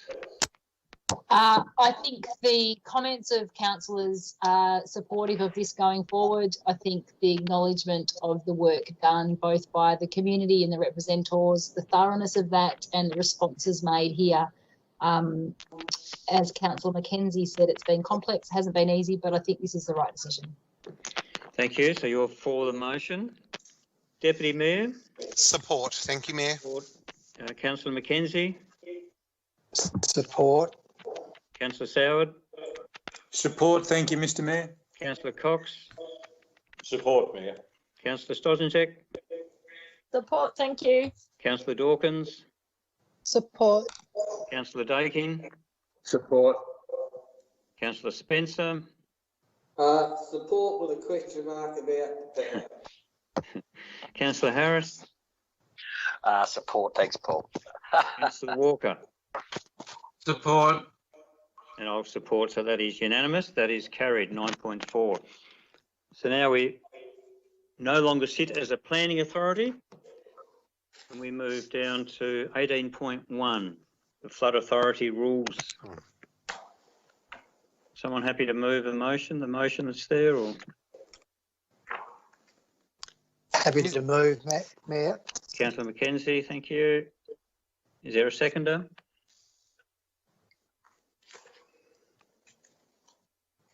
Happy to second that, Mayor. Thank you, Councillor Finlay. Do you wish to speak to it, Councillor Mackenzie? Yeah, I just wasn't sure whether Councillor Gibson wanted to make a question, have a question first. I thought I heard somebody in the background, but you'll get his chance. Yeah. Okay. That's fine. No, look. I believe it's just a matter of processing through something we've already agreed to. I think there was an issue with the 2008 and 2014 version of the rules, but I'm comfortable that it's an appropriate thing for us to do today. Thank you, Councillor Finlay. No, thank you, Mayor. Deputy Mayor. No, thank you. Not on this item, Mayor. Thank you. Councillor Soward. Thank you, Mr. Mayor. Councillor Cox. No, thank you, Mayor. Councillor Stojanczyk. No, thank you, Mayor. Councillor Dawkins. No, thank you. Councillor Dakin. No, thank you. Councillor Spencer. No, thank you, Mayor. Councillor Harris. No, thank you, Mayor. Councillor Walker. No, thank you. Thank you. So we move back to the mover. Councillor Mackenzie, you wish to close? No, thanks, Mayor. Thank you. So we'll go through how people will vote. So Councillor Mackenzie, your vote is for? Yes. Councillor Deputy Mayor? Support. Councillor Finlay? Support. Councillor Soward. Support, thank you. Councillor Cox. Support. Councillor Stosanchek. Support. Councillor Dawkins. Support. Councillor Daking. Support. Councillor Spencer. Support. Councillor Harris. Support. And Councillor Walker. Support. And I'll support it, so that's unanimous. That is carried. 18.1. We move on to 18.2, which is the Launceston Skyway proposal. We have some speakers again, or some written statements. First one is from Anna Povey. Thank you, Mayor. Hands Off Our Gorge looks forward to the community's beloved Cataract Gorge remaining gondola free and is in keen anticipation of the Council voting for the recommendation to not support the Launceston Skyway proposal. Council's new assessment process recognises the importance of cultural, heritage and environmental values and any community benefits as well as practical and commercial considerations. We note the Skyway proposal achieved a score of just 25% based on these criteria. We believe the community will be relieved and grateful when the Skyway proposal has been rejected. Meanwhile, we wish to thank the councillors and council staff for their balanced consideration of the proposal and for demonstrating their local knowledge and care, awareness of previous consultation documents and professionalism. The decision report shows how well Council considered the proposal and recognised the incredible values of the gorge. Council was not persuaded by proposal hype, was concerned about the potential impact on our Aboriginal community's connection to place, spotted gaps in the assessment of heritage and environmental impacts, and noticed potential additional management costs to Council. Council's awareness of previous consultation documents and councillors' accessibility to the public allowed them to identify those issues of particular concern to the community. The community has a strong sense of ownership of the gorge and established a vision for the site that highlights cultural and natural values at its centre. Based on both formal and informal community communication, proposal and similar development of the gorge violates the sense of public ownership that a substantial portion of the community has expressed. Our supporters will be pleased their submissions and petition were acknowledged. They will be thrilled if their and Council's work achieves our hoped for excellent result. And it's signed Anna Povey and committee, Hands Off Our Gorge.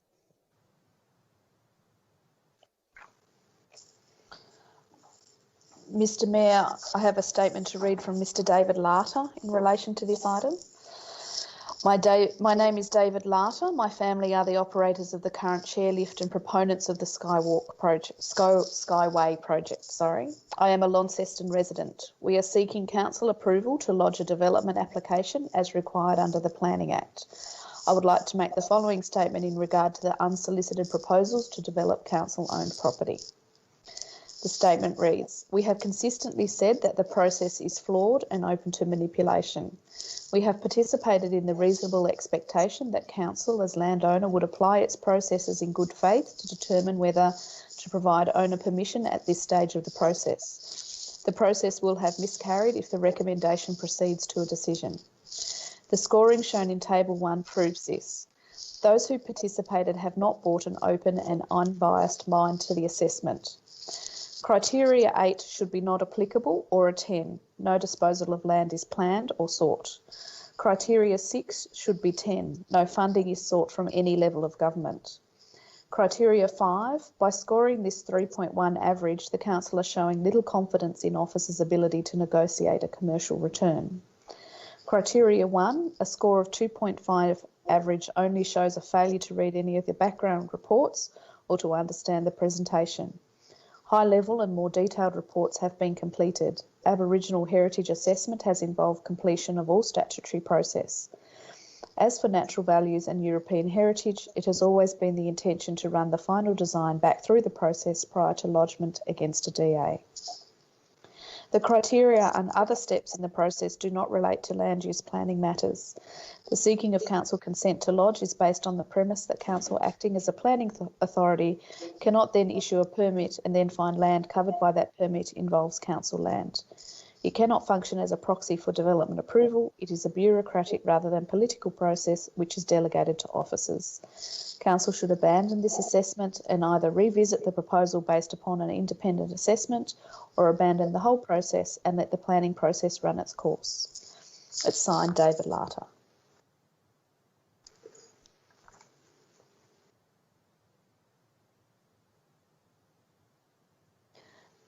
Mr. Mayor, yeah, you're muted.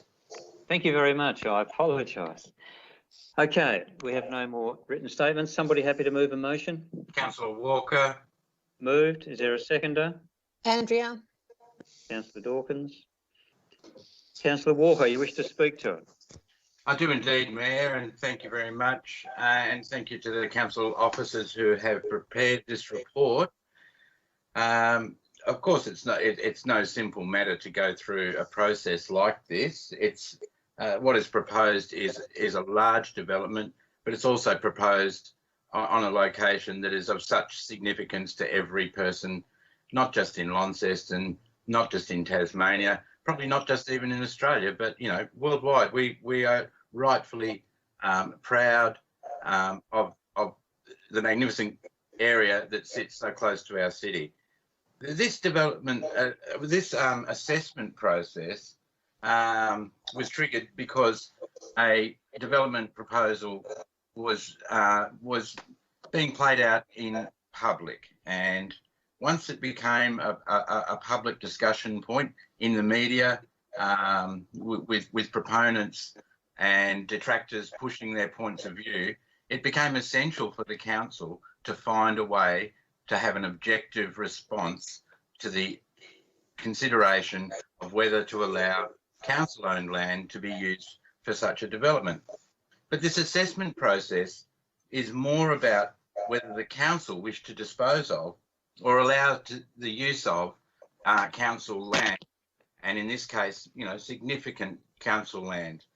The assessment process, of course, does take into account what's being proposed, but in essence, when you read the criterion, what you are looking at is more the council assessing its own needs and the needs of its community and the needs of its environment and its heritage, so that assessments are being made on how this would affect the Launceston community.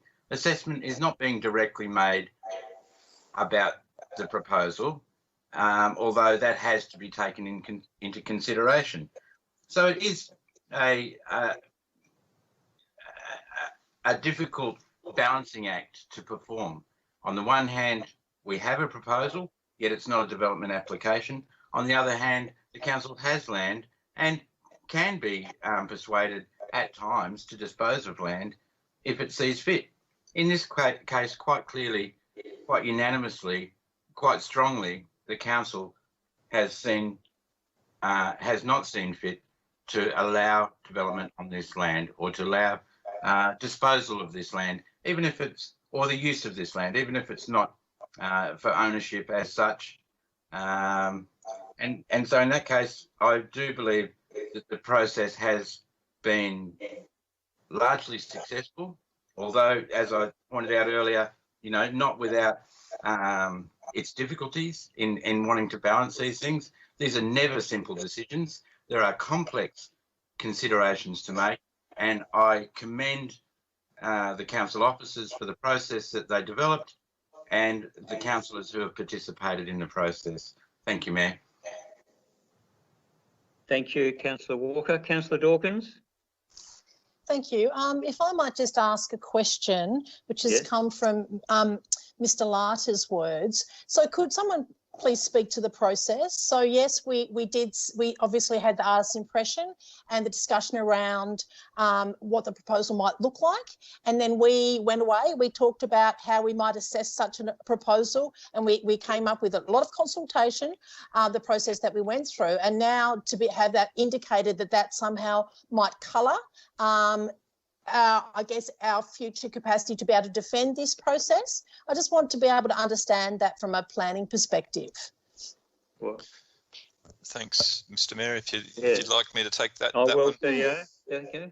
I guess it's important to realise that the land use planning consideration hasn't commenced in terms of a process, because that's obviously a discrete process. This is around the owner of the land informing itself on a proposal, and the council in developing the unsolicited bid assessment package or process is about providing a transparent manner by which the council can go through a very clear and consistent set of considerations, which we believe that has been achieved, and certainly that's well documented in the report, and clearly not everybody is going to agree with that, but they can understand where the council position has been formed, because again, I think the framework that we've developed and has been endorsed by the council makes it very clear.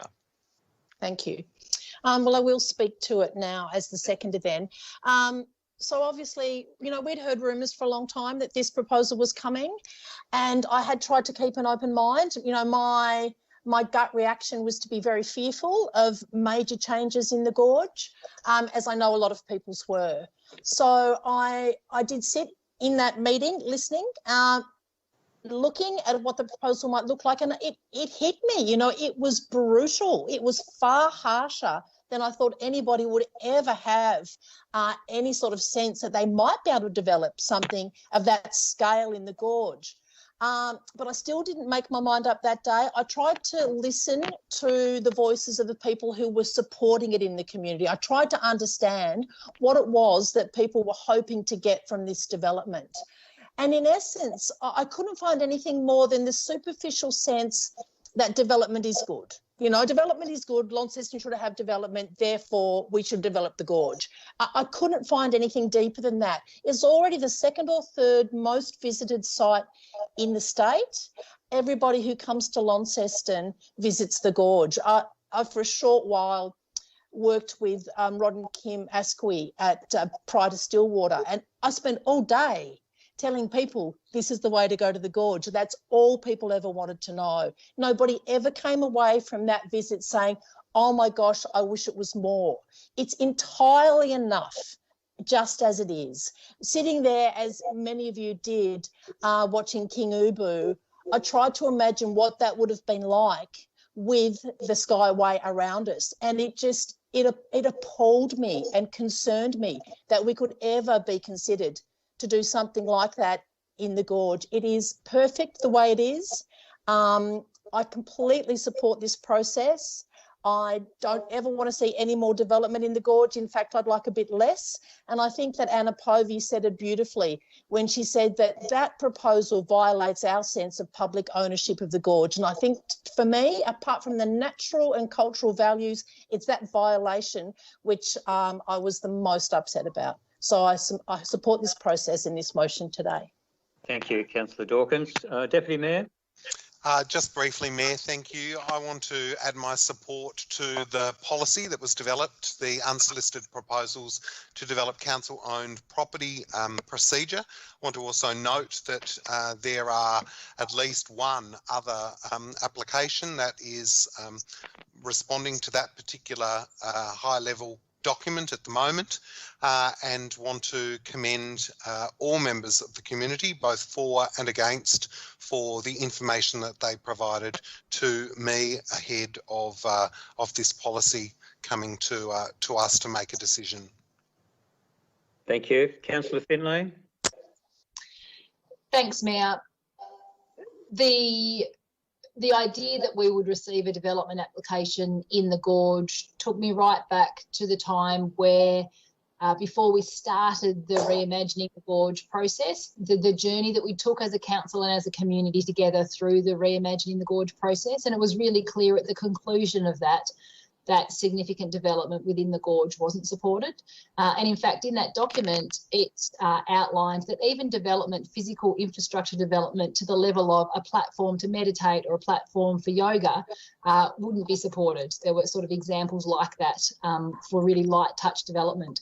And so when the idea of a development of this scale was proposed, I went back to that document to provide guidance, because it had been a very thorough, by some people concerned that it had been influenced, but it was a very thorough process that deeply engaged the community.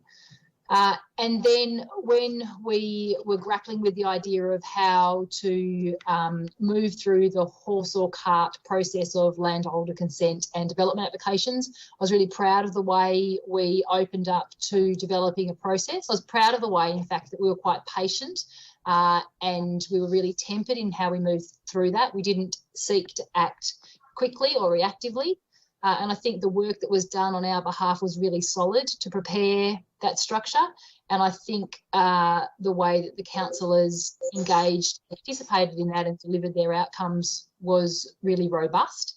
And curiously, and I didn't expect it to be so, that the outcomes were really aligned, that there weren't actually a lot of outliers, and there's quite a consistent response to that. So in my mind, council have constructed and participated in a really valid process. It's given a really clear outcome. And I think for the people in the community that are supportive of development in the municipality as such, that it should be put on notice that this council as a collective is very supportive of appropriate development in Launceston. We push the boundaries where appropriate to ensure that we support development in this municipality. And this municipality will be well served by significant infrastructure development because of the support of this council, but also because of the capabilities of our leadership team and our officers. So I think it should be noted that this council is supportive of development. I think it should be noted that this council is very appropriately protective of the heartland of our space that many refer to as our backyard, which is the Cataract Gorge. And I think that we decided to be patient, to work through a process and to participate in that process and to get a very clear outcome. We should be comforted by that, and that the community should be comforted by that. And so therefore I am really pleased to be able to support this recommendation today. Thank you. Councillor McKenzie.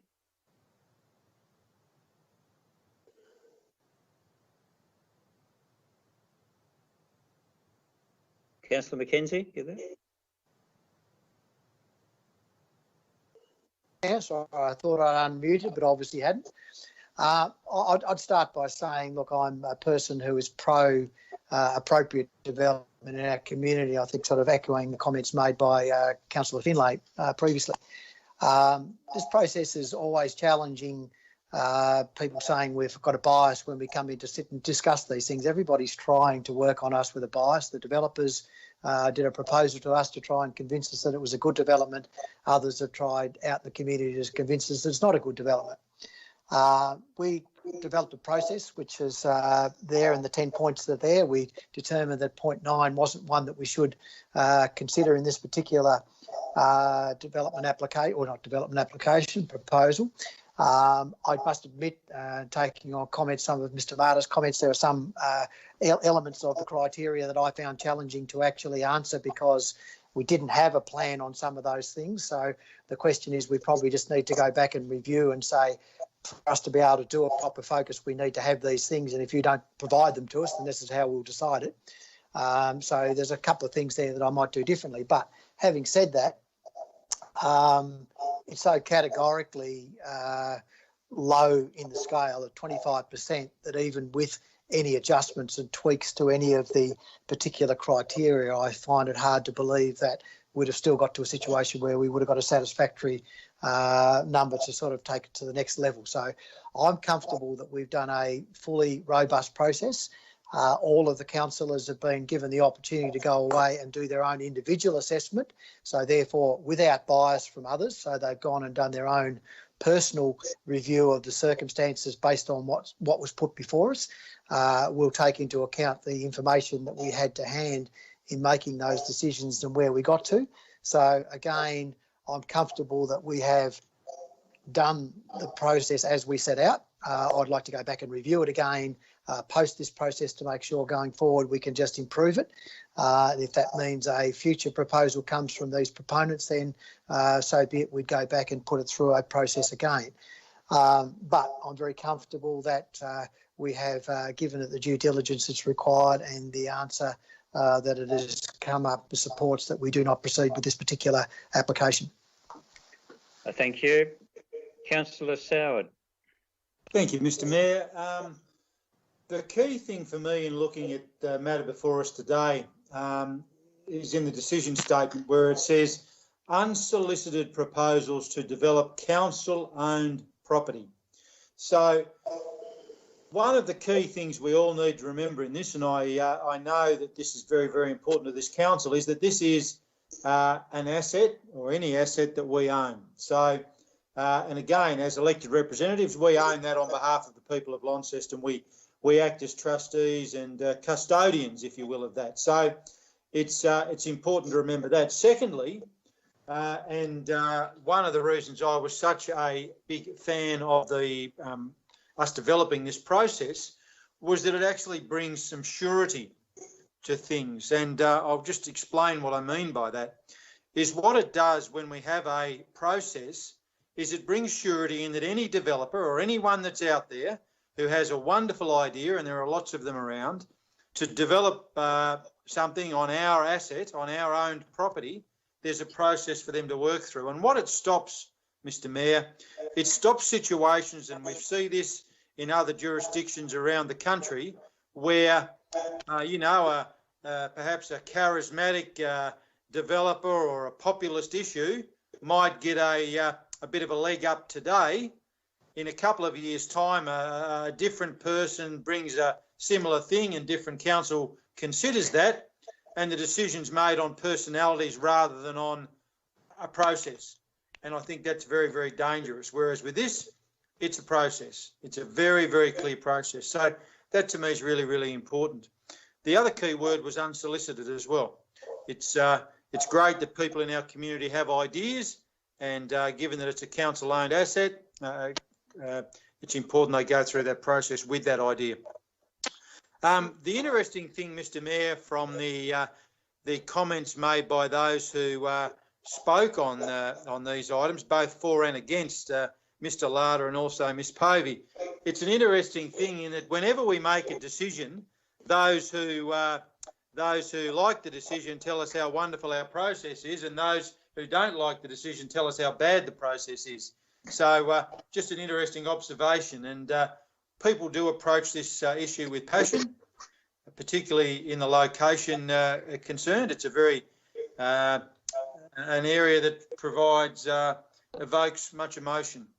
I guess one thing that I would like to put on the record, and I do understand that emotion sometimes comes into these things, and people say things to us maybe in the cold light of day that maybe they wouldn't say. I take exception to the fact that one of the people writing to us has suggested that minds were made up of councillors before they assessed it. I know mine wasn't. I assessed it on its merits, and I'm very confident others did as well. So I don't like that assertion to be made, as I said, but perhaps we'll put that down to emotion around that. I know that I enter things, as I'm sure all councillors do, with an open mind, and we deal with the facts as they are in front of us. This is obviously a new thing. This again is a new process, and I think Councillor Dawkins might have mentioned and Councillor Finlay might have mentioned it's been something that has been worked with over a significant period of time. Again, as Councillor McKenzie said, yep, like we should do with everything, Mr Mayor, we should always go back and look at policies, look at processes, make sure they're contemporary and effective, and I'm sure that we'll do that with this one. But I'm very, very comfortable with the process we work through. I think there's been some very valid learnings in it for us. And again, without sounding disrespectful to either those that were for it, the idea, and those that weren't for the idea, the assessment score that it got probably indicates that it is considered, given that it's on our land, a fair way off the mark with where it needs to be. So I'm very happy with the process. I'm happy with the hard work of the staff that's gone into it, and I welcome others' comments. Thank you. Thank you. Councillor Cox. Yeah, I think it's been eloquently stated by previous speakers. I don't think I've got a lot more to add that hasn't already been said. Thank you. Councillor Stosenchek. Thank you. I stand by the outcome of this assessment. I think the process was robust and thorough and fair. As the landowner, we have a duty of care to ensure that we review any unsolicited proposals to ensure the best outcome for this important natural asset and for the community. I believe that the outcome accurately reflects the feedback we've received through our previous consultation processes. Thank you. Thank you. Councillor Dakin. Like Councillor Cox, the only thing I'd say, from my point of view, it was a good process. It's a sound and robust system that we've got and achieved the right result. Thank you. Thank you. Councillor Spencer. Thanks, Mayor. One thing I've got to say, the people of Launceston I represent, like Councillor Sow said, they are the people that we represent. Being a tradie, I fully support development. I love it. But in this case, I had 10 to 12 phone calls stating their disapproval for this. And I did not have one saying this would be a good idea. So that represents to me that it wouldn't be a good project. But the process we went through, doing the paperwork and March, was well organised, and I've got to thank the council officers and the manager for organising that, and I think the process worked really, really well. Thank you. Thank you. Councillor Harris. Thank you. Leo, look, when you last, everyone's already said it all, but the reality is the process that we followed delivered the result. To me, I think we need to remember that there is much about the gorge that is not natural, but in fact is man-made. And whether this is the fact that this project didn't get up doesn't mean other projects that will change or be in the gorge area won't necessarily succeed. We do have a process for people to work through, and that process should help any developers to be able to address that when they are thinking of what they may do in that particular gorge area. But as everyone said, at the end of the day, the score that it got meant it would not get approval, and that was certainly the overwhelming sentiment that we got back from the community. Thank you. Councillor Walker, you wish to close? Yes, I do, Mayor. Thank you. And to take up where Councillor Harris left off, you know, regardless of previous interferences that European society has had in the gorge, and look, there's been some good ones. There's been, you know, a gorge sort of beautification committee in that 1890 that, you know, where businessmen donated to the cause of building paths. Businesses like businessmen like the patriarch of the Chungong family, who raised money and got people from the Chinese community to raise money for that beautification process. Now, some of these things are good, some of them not so good. But regardless of that previous interference, it still remains that the gorge is largely intact, largely unmolested, I suppose you'd say. And there are very good reasons why we have custody of this area. It's because the people of Launceston have felt that has been important for a very long time. There's a reason that council own land in general. It's for community benefit, and that's what this assessment reflects. It's all about the community benefit. It is not necessarily, as I started when I opened talking about this, it's not necessarily all about assessing the project, but where the project is being located. We own land, that's paid for by the community. So we have a duty of care there to maintain that community benefit. We all, you know, as a council, we get all sorts of requests for developments on council land, and you know, there's no shortage of ideas, as Councillor Sow had said. In some ways, ideas are cheap, and you've got to have the ability to back them up. And in this case, the developer did believe that he had that ability, and that's a great thing. So it's not to say that an appropriate place can't be found for such a development. This is just not obviously the appropriate place for that development as it stands. As a council, we're custodians of a very special place. We're custodians of other special places like Punch Bowl, even City Park and Princes Square. I can't imagine someone wanting to set up a business in the middle of Princes Square and having much support from council or from the community. We own these places, we maintain and beautify these places for the benefit of everyone, not for the benefit of one entity. I'm sure that there's many businesses who'd like to gain access to the gorge. This is the number one tourist destination in Launceston. Any businessman who didn't want to gain access there, you know, needs to have their mind read, or businesswoman, I should say. But we are quite clearly in the position where we are custodians of this place, and that's an important job, and it's a job that I'm extremely proud to have. Yep, thank you. Your time's up, Councillor Walker, for closing. Just to close, you know, Your time's up. Thank you. Thank you. Now we'll go through the voting. Deputy Mayor, Councillor Gibson. Support. Thank you, Mayor. Councillor Finlay. Support. Councillor McKenzie. Support. Councillor Soward. Support, thank you. Councillor Cox. Support, Mayor. Councillor Stojanczek. Support, thank you. Councillor Dawkins. Support. Councillor Daking. Support. Councillor Spencer. Support. Councillor Harris. Support, Mayor.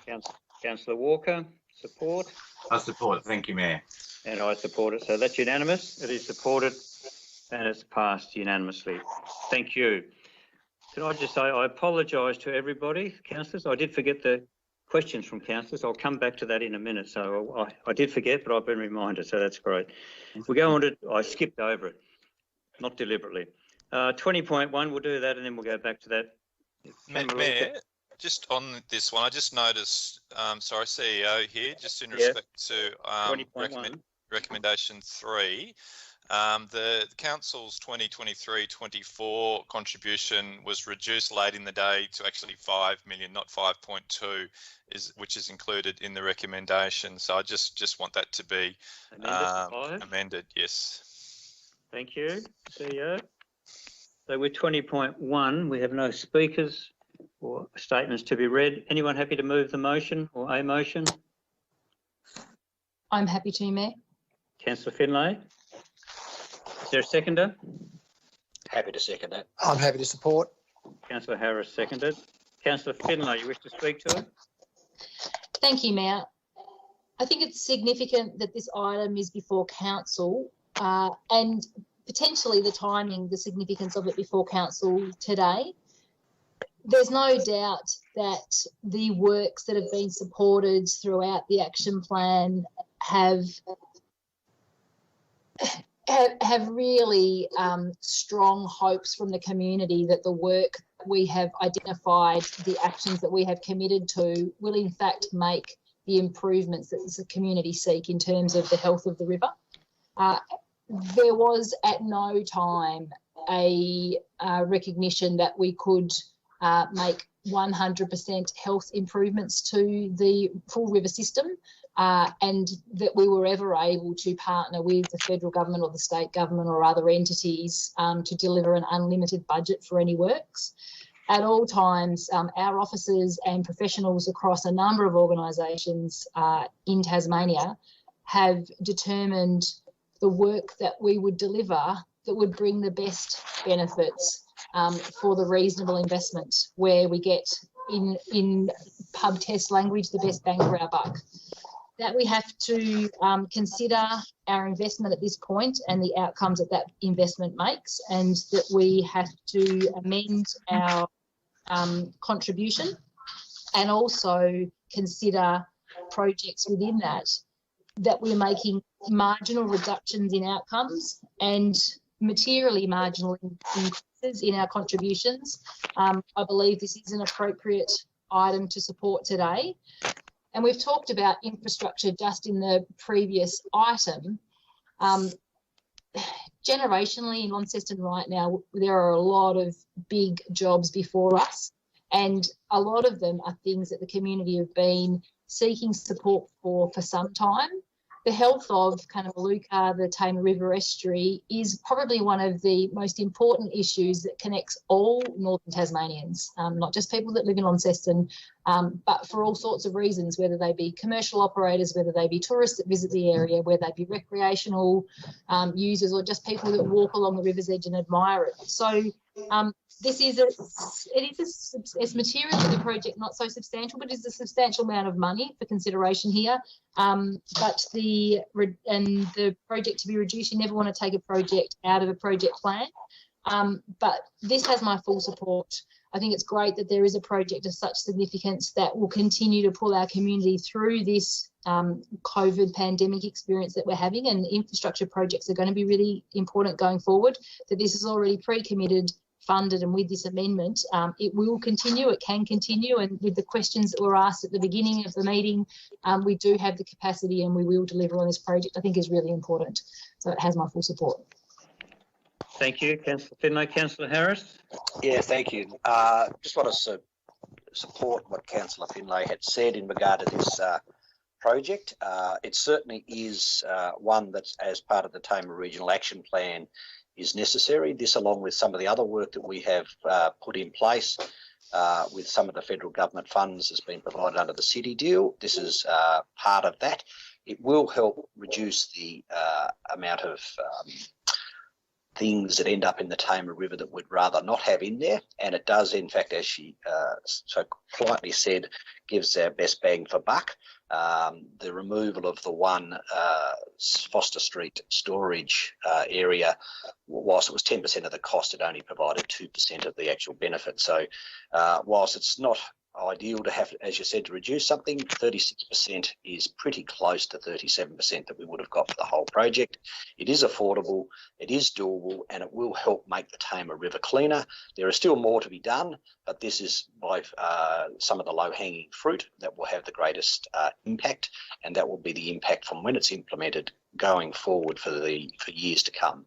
So very happy to support this motion. Thank you.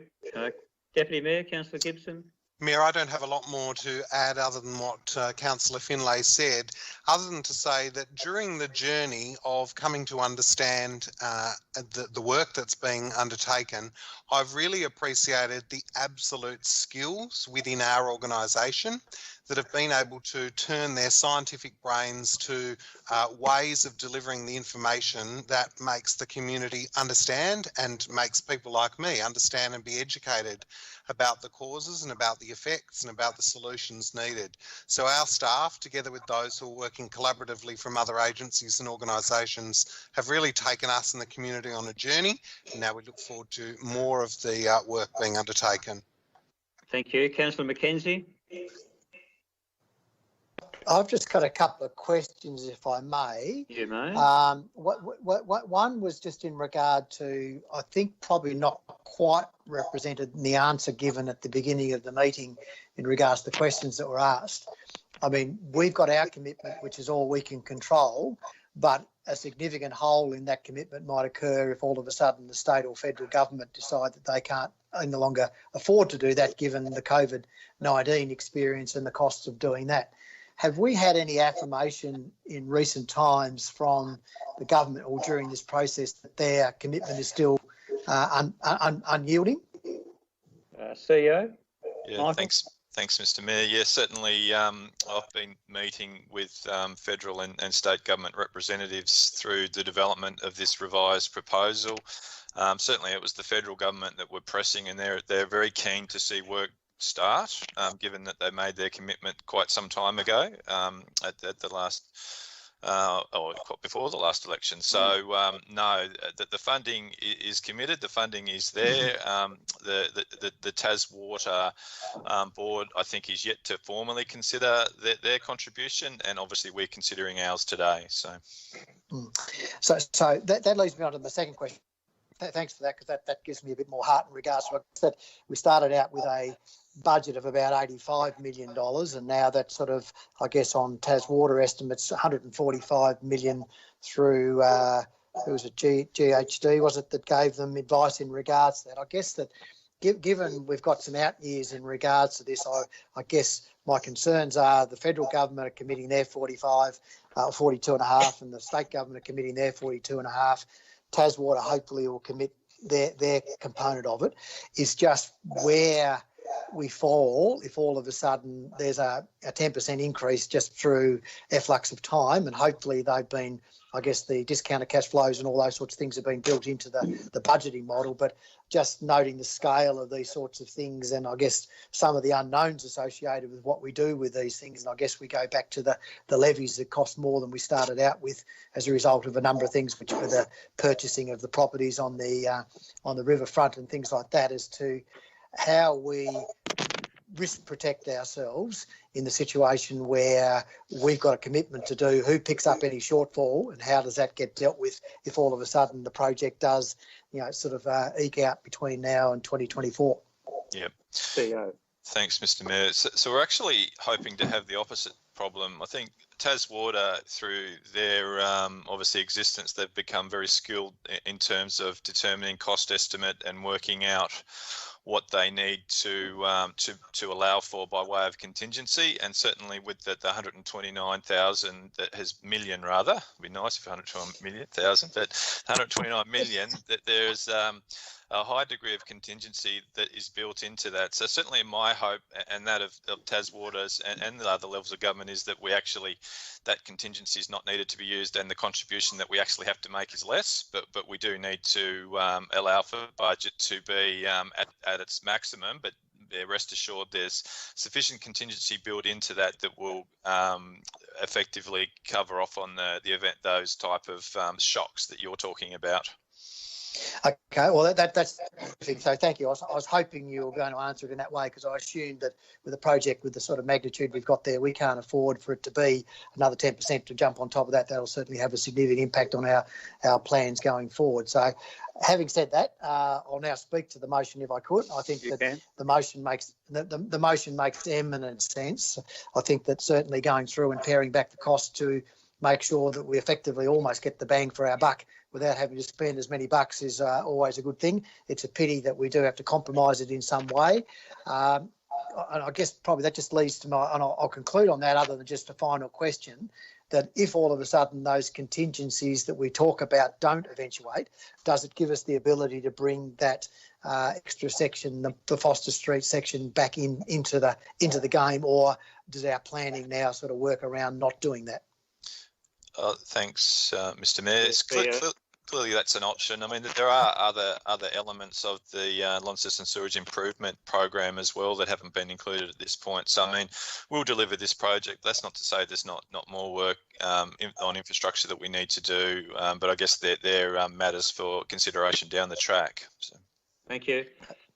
Councillor Soward. Thanks, Mr. Mayor. It's all been said, but I just wanted to, I guess, reinforce the point that the Deputy Mayor made around the educative nature of the work our officers do, and I mean the extensive detail in the document in front of us. I really, really hope that that's something that is picked up, whether it's by the tens of thousands of people who listen to us every fortnight, or whether it's through the media. But look, there's a ton of stuff in there that explains, it tells a story, it explains the work that goes into it. It's very, very complicated, and I'd love it if we could do it for 129,000, as I'm sure the CEO would. But, in all seriousness, it's a complicated situation. It's very detailed, and I think that what's in there makes it very, very easy for the layperson to understand. Thank you. Thank you. Councillor Cox. Yeah, I was just thinking Councillor Soward's tens of thousands have listened to us. Was fairly optimistic. Yeah, I had a similar question that Councillor Mackenzie asked about where we stood if things went a little bit pear-shaped. So the CEO's pretty much answered that. So I've got a little bit hard from those answers, and hopefully that will come to fruition exactly as predicted. Thank you. Councillor Stosicek. Nothing to add, thank you. Councillor Dawkins. Nothing further. Councillor Daking. Nothing to add. Councillor Spencer. Thanks, Mayor. I probably sound like a politician. One of my portfolios when I went to council was to help fix the river. This will help it, but it probably won't get rid of the mud. So I would still like to see a dredge or some way of getting the mud out of the river. Thank you. Thank you. Councillor Walker. Nothing further. Thank you, Mayor. Thank you. No one got any other questions? Councillor Finlay, you wish to close? I do wish to close there. I think this is a really important decision for council today. It will signal some really top of the decisions that we've already made. Really going to be fantastic for both the river and our community, both economically and environmentally, to continue with these works and get it done. That we can reinforce at this time that we have capacity to meet the financial expectations to actually deliver on this now, and that we've implemented that into the long-term finance plan is really important.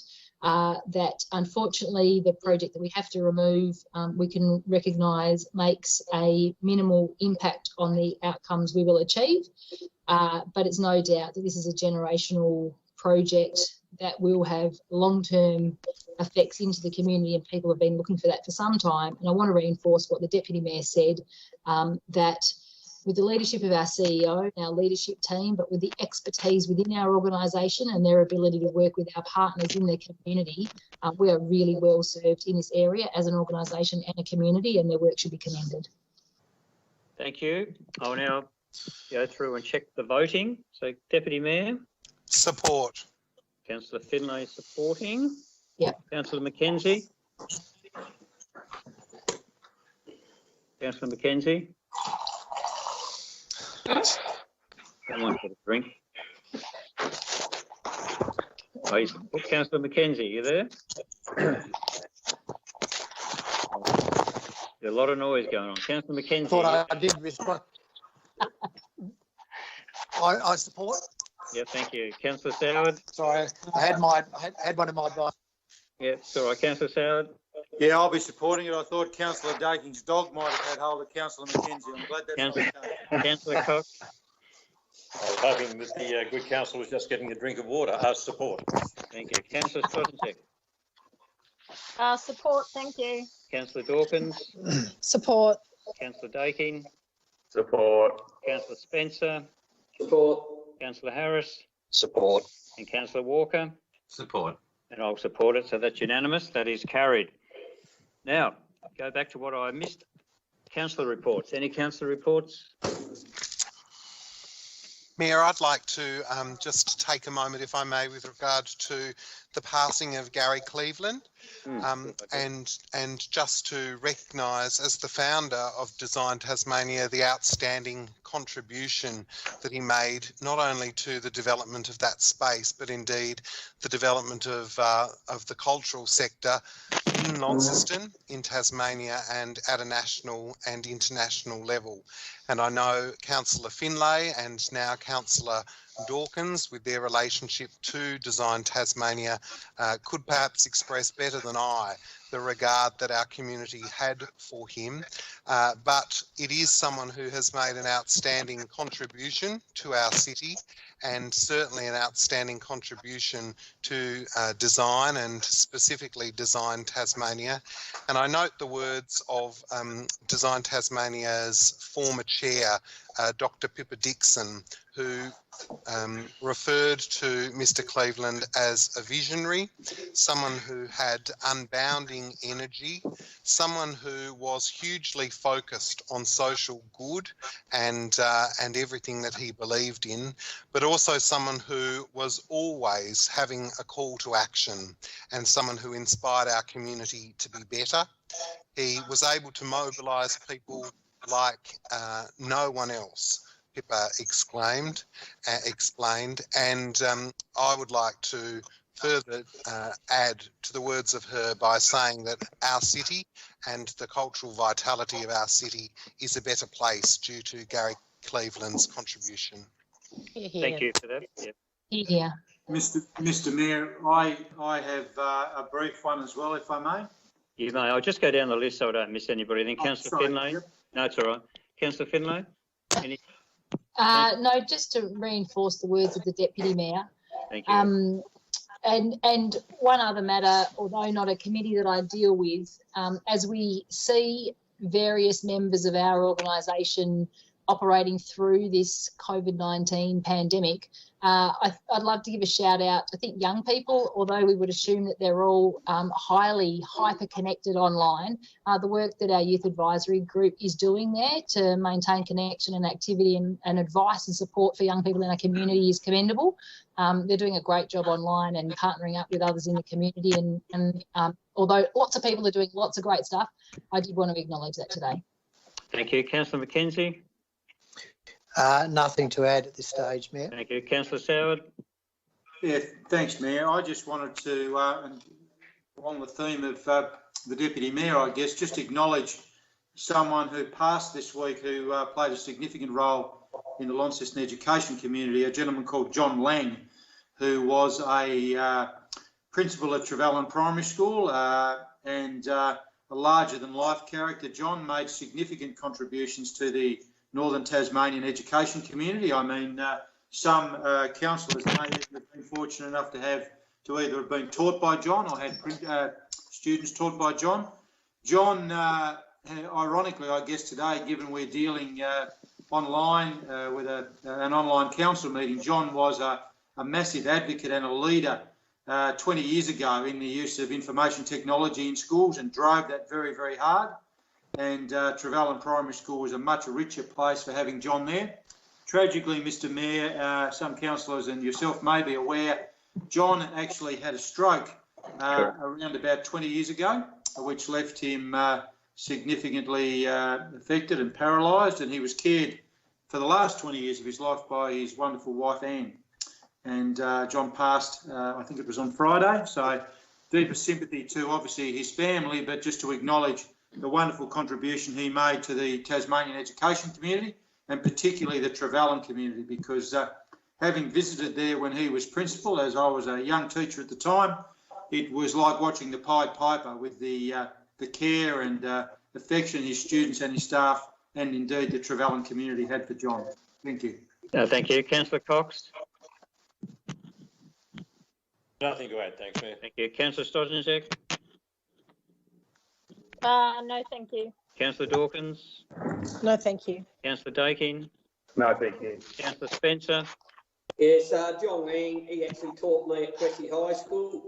I knew him very well after I left school. He actually had a stroke when he was driving across the Perth Bridge. It was a guy called Gary Roberts, and it was very, very sad, and he was an absolute gentleman. So, in regards to his family. Thank you. Thank you. Councillor Harris? No council reports. I will have some questions without notice. No we worries. can come back to that. Yep. Councillor Walker? No, thank you, Mayor. Thank you. Thanks for that. Now to questions without notice.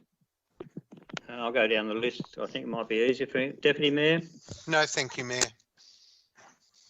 Councillor Finlay? No, thank you, Mayor. Councillor Mackenzie? Look, I just will ask a question, which I know has been responded to me by email, but just for public, there was a question about the lack of accessibility of some of the documents in regards to the Fragrance Group Hotel. And I just wondered whether the General Manager, or sorry, the CEO or the General Manager Planning might just like to respond to that just for the public record. CEO?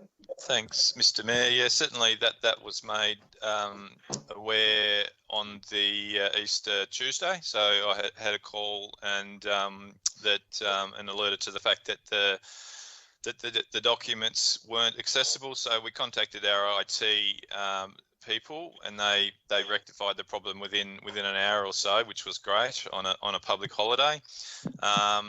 The fact that they weren't available on a public holiday doesn't cause any statutory issue for us, because we're not required to have them available for inspection on those days, provided we extend the period to account for those days that the office is closed. And obviously we're working in a virtual world now, but the law still applies. So we had extended the advertising for significantly more than the 14 days. So the statutory notification process has been complied with.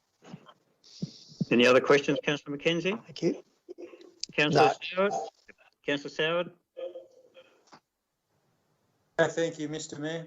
Councillor Cox? No, thank you, Mayor. Councillor Stojanczek? Councillor Stojanczek? Sorry about that. No, thank you. Councillor Dawkins? No, thank you. Councillor Daking? No, thank you. Councillor Spencer? Yes, Mayor. I just want to know when the successful applicants for the recovery package will be made public, or if they will be made public. That's yes. Thank you. Councillor Harris? Yeah, I just have a question regarding the shutting of the Launceston Waste Centre to residents to take their garden waste and others to it. Whilst I understand it was deemed that taking a trip to the tip was non-essential travel, it does seem like many other councils are still continuing to keep their tips open. Latrobe, Beaconsfield, Meander Valley, Northern Midlands, Sprayton Waste Transfer Centre at Devonport is still open. It would seem to me that you can legally take a load of green waste to the Glebe Gardens, because that is a business that's still trading, and that can be deemed as essential travel. And I think we just need to relook at the decision to close the Launceston waste transfer thing, particularly on weekends, as people are staying home. The amount of activity that people are doing in their gardens, it has increased, and all of this green waste, not everyone has a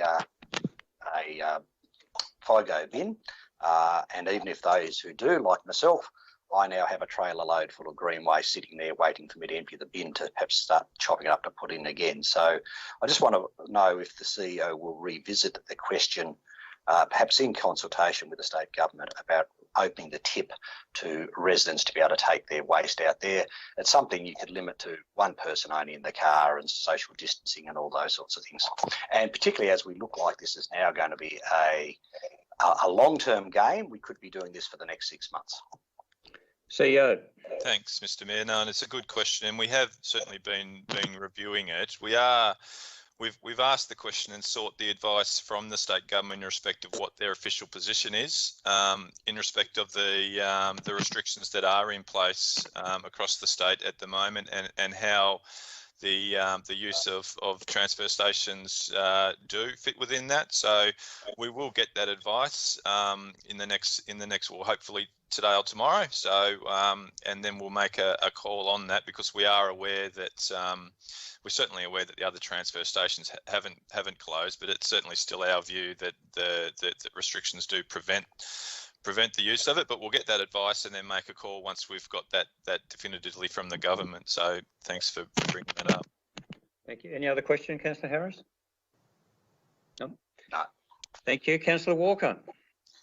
Well, thank you, Mayor. I do have a series of questions related to the COVID-19 outbreak, and I'll follow on from what Councillor Harris has asked there. The inconsistency there of our tip being closed while neighbouring tips are perhaps open. Do you consider that, is there any discussion then with the state government that might be a temptation, CEO, for Launceston residents to go elsewhere to get rid of their refuse? CEO. We've considered our own circumstance, not those of what's happening in the neighbouring municipal area. So again, we're seeking that advice from government, and we'll make a call on what we do with our transfer station. Sure. As councillors know, and the Mayor certainly knows, I'd like to see the whole of Tasmania have the same restrictions, because I'd like to see a reduction of any temptation for people to move across the state for any reason. I suppose, do you agree, Mayor, that, we are potentially at risk of Tasmanians travelling perhaps from the northwest coast to Launceston, because we're currently under different regimes as far as non-essential businesses are concerned? Potentially, definitely. I couldn't say anything other. I have spoken to the Health Minister about that a few days ago.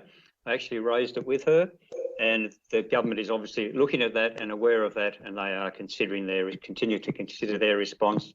What they are doing is policing the traffic coming out of Burnie and Devonport as much as possible. So obviously they are identifying people in different stores if they're from different locations. So there are means that they've got in place. But yeah, so that's my answer.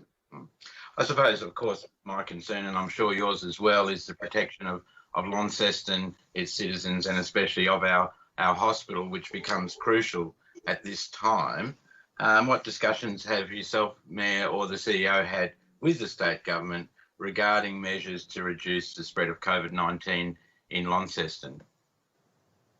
I've had numbers of discussions over the 3 to 4 weeks that's been going on, with phone calls with the Premier, with phone calls to the Health Minister. So, yeah, I've had a number of different calls over that time, and they're quite aware of our position. And I suppose, to get to my point, do you think that the quarantine of the northwest region is a potential threat for us in Launceston and potentially across Tasmania when we have different regimes of different restrictions? Well, the potential is there, of course. And of course, I did wish to bring this up as a motion today, and I was told that that would require qualified advice. What qualified advice could the council give us if we were to discuss a motion relating to the spread of COVID-19? CEO? Look, from the motion that was presented to me, we would need advice from police, we would need advice from the state government, we would need advice from council officers in respect to the ability to be able to actually administer that. So as to whether the controls can actually be achieved, it's not for us to be able to make an uninformed decision around that. So that's the advice that I believe that we would need in order to make that decision. And yet it's not an uninformed decision because it's just been implemented across, 8 or 10 councils in the northwest. So it's not in any way uninformed. Surely that state government directive could be seen as perfectly qualitative advice already. Yeah, well, they're basing their advice on the health department and the health experts, and that's what they've been told at this stage, and that's what they're basing their decisions on. Thank you, Mayor. Thank you. I think we've got through everybody with questions, so I don't think I've missed anything else. Have I, CEO or anyone else? We'll now go into closed council. We have a motion to go into closed council. Somebody happy to move that? Yes, Mayor. This is Leanne Purchase. Would you like me to put that on the screen for everybody? If you put it on the screen for us, that'll be fantastic. So moved by Councillor Finlay and seconded by Councillor Soward. Councillor Mackenzie. Thank you. Soward will do. Yep. So we put it on the screen just so we check. Thank you, Leanne. We're now back in open council. We're right, are we? Yes, yet? IT should have just pushed the button, Mr. Mayor, so we should be now streaming live. Yes. So are you happy to read the motion? Yes, Mr. Mayor. The recommendation is that, pursuant to Regulation 34(1)(b) of the Local Government Meeting Procedures Regulations 2015, Council resolves to report in open session that it has considered the following matters in closed session.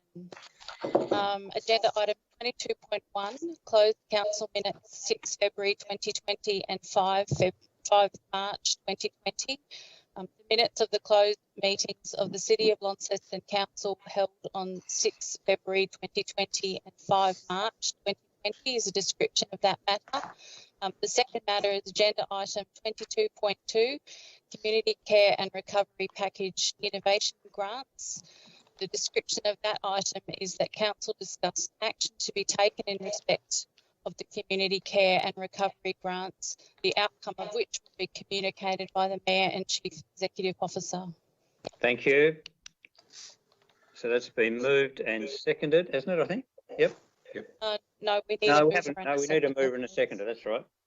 So is someone happy to move? I'll move it. Councillor Harris? I'm happy to second it. Councillor Fox, thank you. All those in favour, please say aye. Aye. Aye. Any against? Aye. That's carried. Thank you very much. Thanks for your patience during the meeting. And yeah, a lot to get through, but very important. And thanks, CEO, again, to you and the staff for the work that you are doing. And these extremely difficult times, it is appreciated. And to all the staff, thank you for your support again. No, thanks, on guys. air finally. Thank you. Have a great evening. Cheers. Keep safe, everyone. Cheers. Thank you, Albert. The longest record.